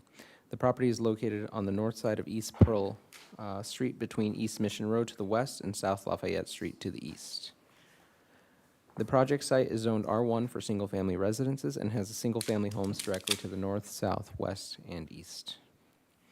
The project before you tonight is for a new two-story single-family home with an attached garage. The single-family home will measure a total of 2,516 square feet with a 1,440 square foot ground floor and a 1,076 square foot second floor. The proposal also includes the construction of a 1,000 square foot detached accessory dwelling unit. The proposed home is consistent with the development standards set forth in the municipal code for the R1 zone, including building height, second-story setbacks, lot coverage, and floor area ratio. The architectural design of the home was reviewed by city staff and the city architect for consistency with the design guidelines for single-family residences. The home will be clad with smooth stucco in an Alamo color, stone veneer accents in a medium brown color, and feature wide eaves consistent with the prairie style, with a prairie-style home. Other features found on the proposed home include white vinyl windows, and concrete tile roof in a medium brown color. The project also proposes to install new landscaping on the project site. The front yard will include a new lawn and a new garden featuring a variety of shrubs, including autumn sage, English lavender, Santa Barbara sage, and kangaroo paw. Proposed new trees include a 24-inch box crepe myrtle tree, a 15-gallon mango, and avocado trees. Additionally, a row of dwarf olive trees will be planted along the western property line for screening purposes. The rear yard area will feature additional gold yarrow and sage plants, blue chalk sticks, and a new lawn with existing fruit trees remaining in place. Section 153.353 of the San Gabriel Municipal Code requires the submittal of neighborhood analysis of homes within a 300-foot radius around the project site. The analysis shall identify 1- and 2-story homes in the neighborhood. The neighborhood analysis identifies 13 properties with 2-story single-family residences within a 300-foot radius. The proposed project was also reviewed for consistency with the general plan. The general plan land use designation for the subject property is low-density residential. The general plan defines this designation as primarily single-family homes located on a single parcel. The proposed project is for construction of a new 2-story home and an accessory dwelling unit and is consistent with the general plan designation. The project also meets community design goal 10.3 to create designs that live and breathe with St. Gabriel's neighborhoods as they themselves live and breathe. The project was reviewed for compliance with the California Environmental Quality Act and was determined to be exempt per guidelines section 15303, class 3, for new construction. On July 17, 2025, a notice regarding the project was sent to properties within a 300-foot radius of the project site. A notice was also posted on the project site. Tonight's meeting was posted at City Hall, or tonight's meeting agenda, was posted at City Hall, the Post Office, and the Public Library, and was advertised in the July 17, 2025 edition of the St. Gabriel Sun. With that, staff recommends that the Design Review Commission adopt a resolution of the Design Review Commission of the City of St. Gabriel, approving planning case number SPR 23-063 for a new 2-story single-family residence is 409 Pearl Street, subject to the recommended conditions of approval. That concludes the presentation. Thank you. Any clarifying questions for staff? Commissioner Tu? No, I don't have questions for staff. Thank you. Commissioner Chen? No question for staff. Commissioner Lopez? No questions for staff, thank you. Commissioner Sala? I'm Vice Chair Sala. Yeah, I have one question, Marlon. Looking at the neighborhood of all the homes that are within a specific distance of the subject property, it looks like there's some variety in zoning. Yeah. Can you help clarify a little bit about some of these buildings that we're looking at? Looks like there's a temple, maybe like an industrial building. Yeah, so if you look at that triangle-shaped block to the south, there's kind of a mix of zones. There's a C1, C3. I believe the temple building you're referring to is maybe that purple-colored property to the west at the corner of Pearl, Mission, and Euclid. So it is a bit of a transitional zone with R1 kind of in the northeastern direction, R2 to the west and to the south. That pink color you see there is I believe, the R1A zone, which allows limited multifamily uses. So it is a little bit of a transitional zone with a lot of different surrounding Yeah, land thank- uses. Yeah. Thank you for clarification. Sure. I got my packet, the hard copy. However, I was referring to both the hard copy and what was online. And I was missing A3 in the hard packet and L1 in my hard packet here. So it's going to be a little challenge because I don't have a computer. So I'm going to be relying on Commissioner Tu if we have any questions on A3 and L1 page. So that's my only comment. And Damien, is the app- that's an extra there. That that you one? can use. that one has it. Yeah, sorry about that. It's okay.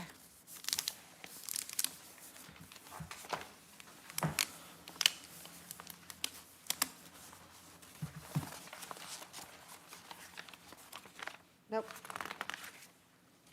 It doesn't have it. So I'll rely on their Sorry, computer yeah. if we need it.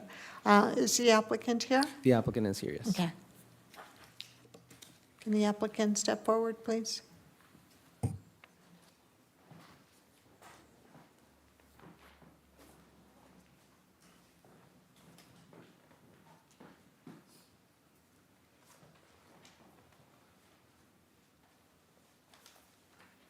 Hi, thank you. Yes. Is there anything you'd like to add, any information on this project? We do have A3. That's a door and window schedule. If you guys need it. Oh, okay, good.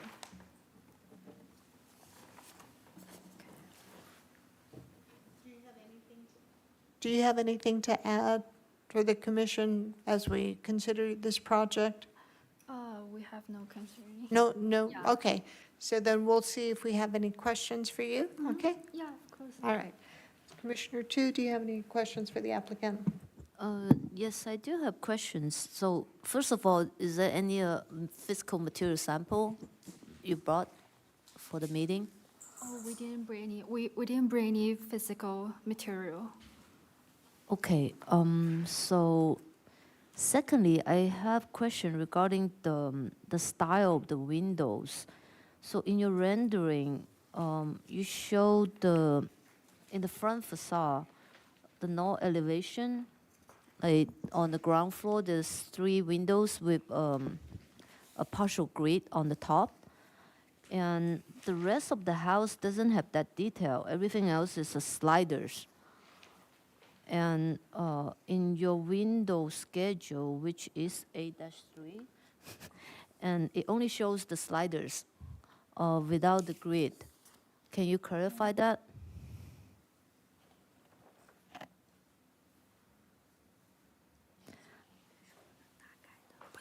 Fix. Yes, I believe it's a fixed window.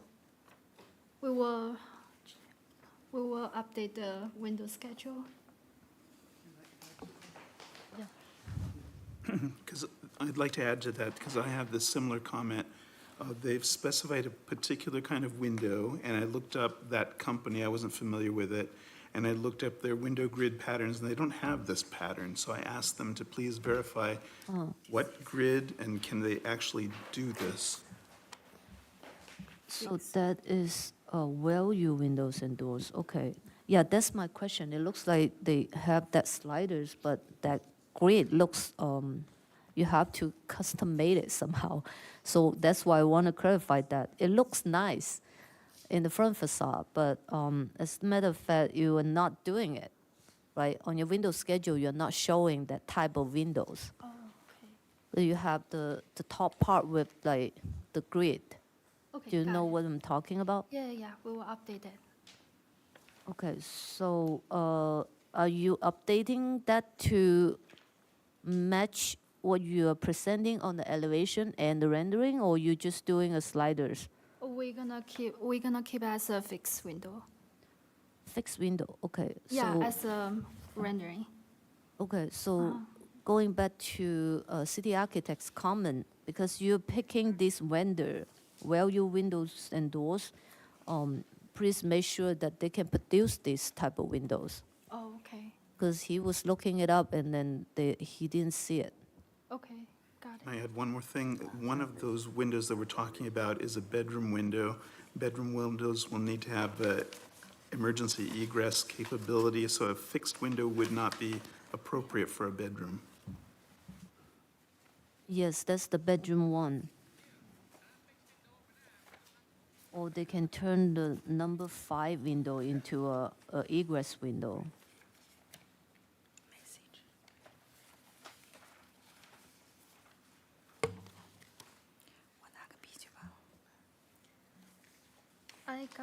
I got the window 23. I believe that's the egress window. 23. Yes. I know. 23. I think it would be number 5 for bedroom 1.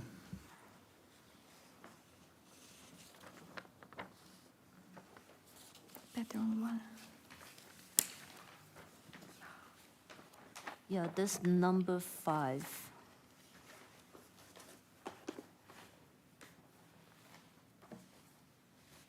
You mean the bedroom 1 or bedroom 4? Bedroom 1, Oh, 1. Okay. 48 by 60. So high, clear, why not? Type fixed window, okay. And the second question is that the rain barrier. I noticed that you have a couple of the rain barrier. Was that for the roof drain?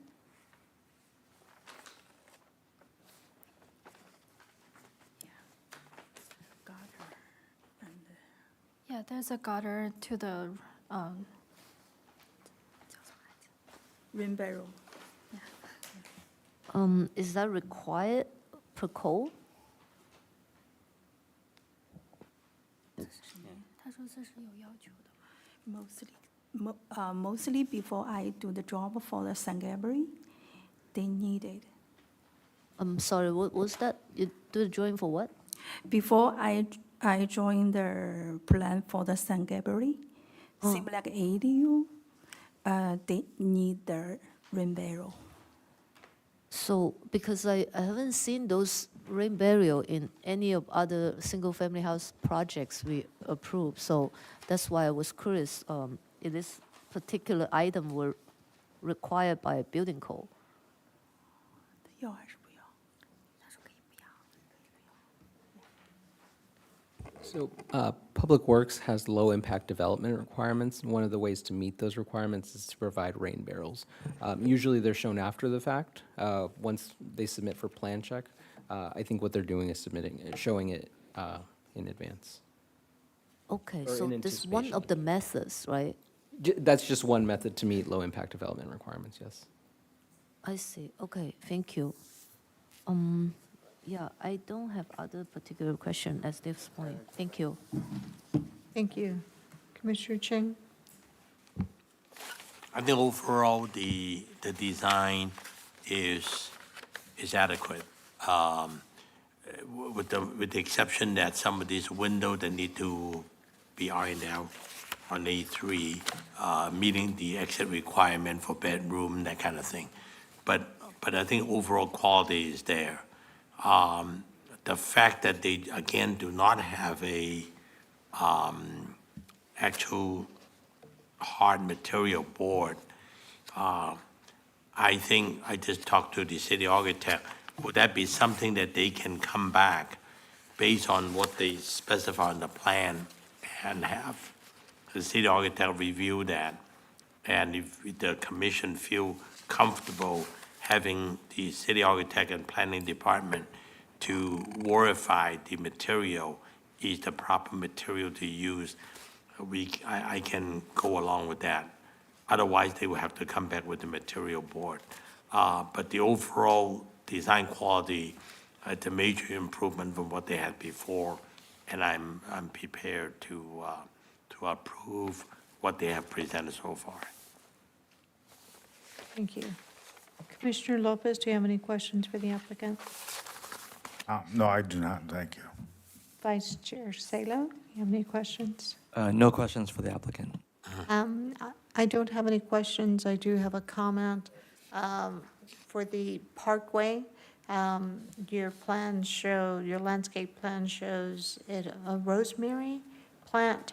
Once again, you heard me say this with the other plans with the parkway.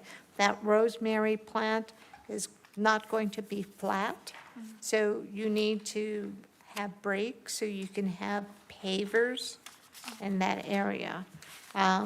That's my request from you, for you. But at this time, we're going to proceed to see if there's any members of the public who have comments. Oh, yes, Ron first. Thank you, Madam Chair. So I have to tell you, this project, when it first came to me, it was a caterpillar, and it's a butterfly. It's that dramatic of a change, okay? But one thing that's important to note is that this section of the city that we saw up on the screen has been designated by the Historic Survey to be a potential Central San Gabriel Planning District.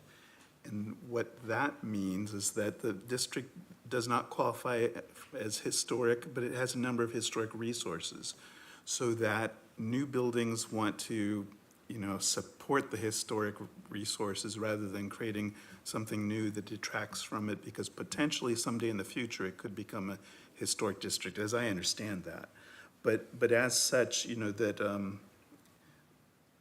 it requires more scrutiny. So when comparing this against the design guidelines, I think we had to look more carefully, and that was part of the transformation from caterpillar to butterfly.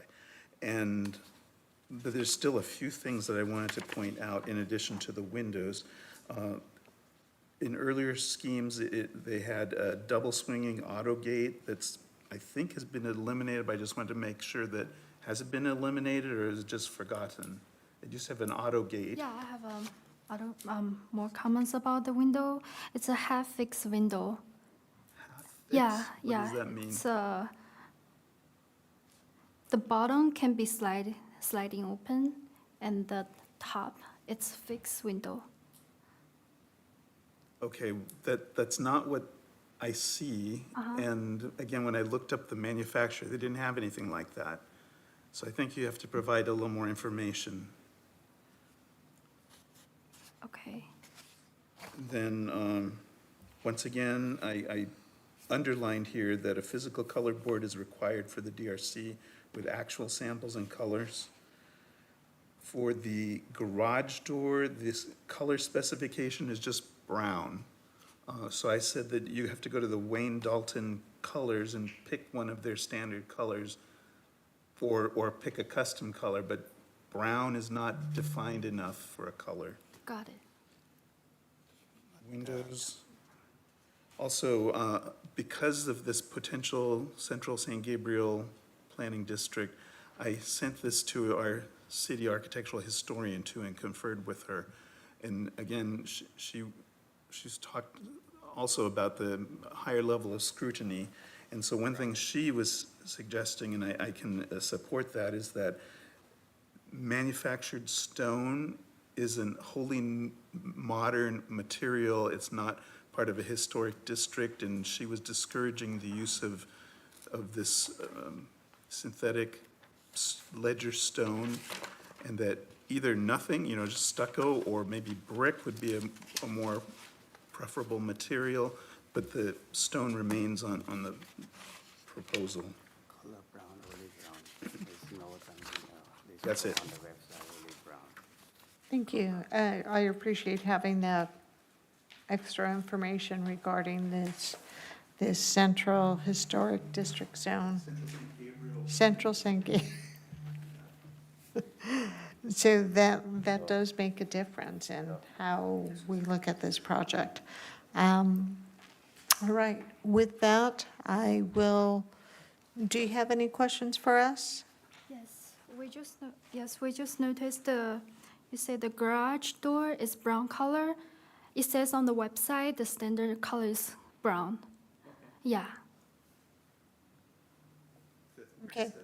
Yeah, Okay, yeah, it just but says I think the more important thing is to have that actual material board Okay. with paint samples and specific things from the manufacturer, with the manufacturer, the color.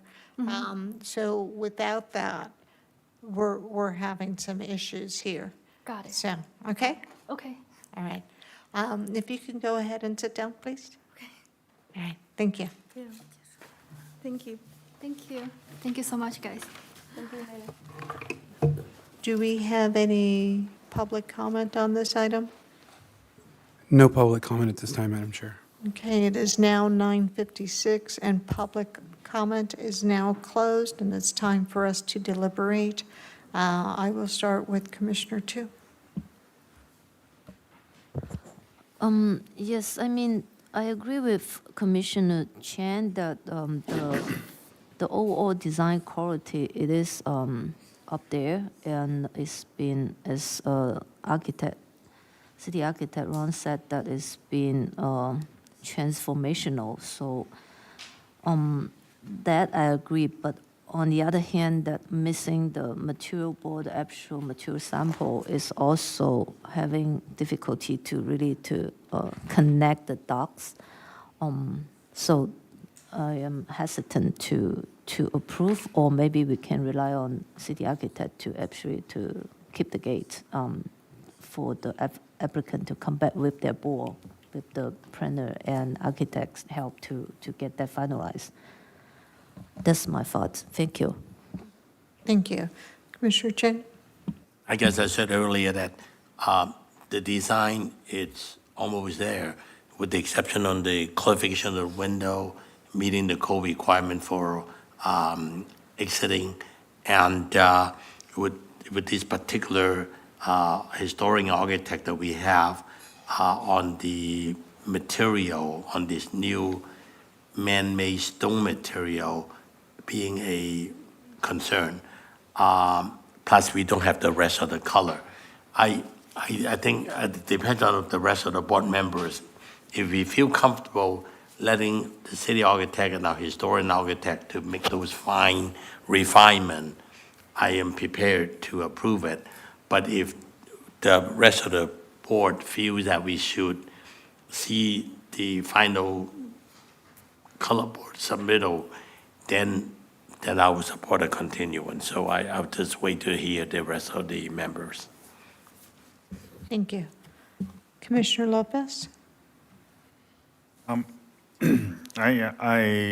I'm a little concerned about the renderings, the missing stuff and all that doesn't coincide, and it just keeps on and on and on, and we keep making all these decisions and contingencies, and we overload our architect here to carry out some of these things. I would like to see it come back, especially because it's this newly designated or potentially designated district, and but with the material boards, and I like the design. I'd like to see a little more different different renderings to different angles, perhaps, or the front or something. But I would like to see it come back. So that's my opinion. Thank you. Vice Chair Salo?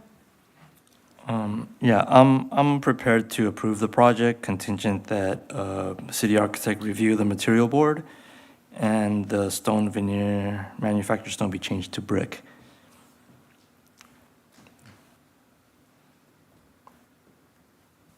All right. I think we have 3 people at this point. I'm going to look at you, Ron, because this is putting more pressure on you to try to get this correct. It is important that we do have material board. So I know you're asking for it, so I think we need to see those samples and the paint chips.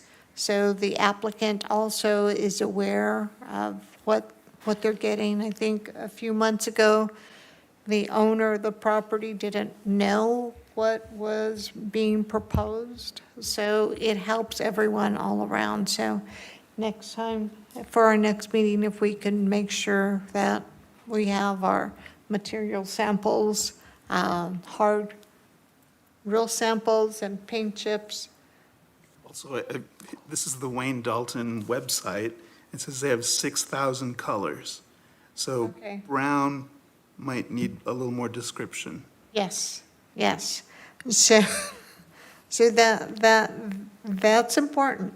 That's important because when it goes forward through plan check and you have your planners and code enforcement and engineering staff and everyone look at the project, if we're confused now, if there's not specific, you're gonna have more time wasted with these other people down the line once the project's approved. So, I'm going to ask for a motion. I won't say how to make it go, maybe you can, Yeah, I want to make a motion to approve planning case number SPR 23-063, contingent on the conditions of approval we discussed tonight. is there a second? I'll second the motion. Roll call, please. Commissioner Chang, Yes. Commissioner Tu, No. Commissioner Lopez, No. Vice Chair Salo, Yes. Chair Romo. No. Motion fails. So is there a motion to continue this item? I motion to continue the item at a later undetermined time for SPR 23-063. A second? Roll call, please. Commissioner Chang, Yes. Commissioner Tu, Yes. Commissioner Lopez, Yes. Vice Chair Salo, Yes.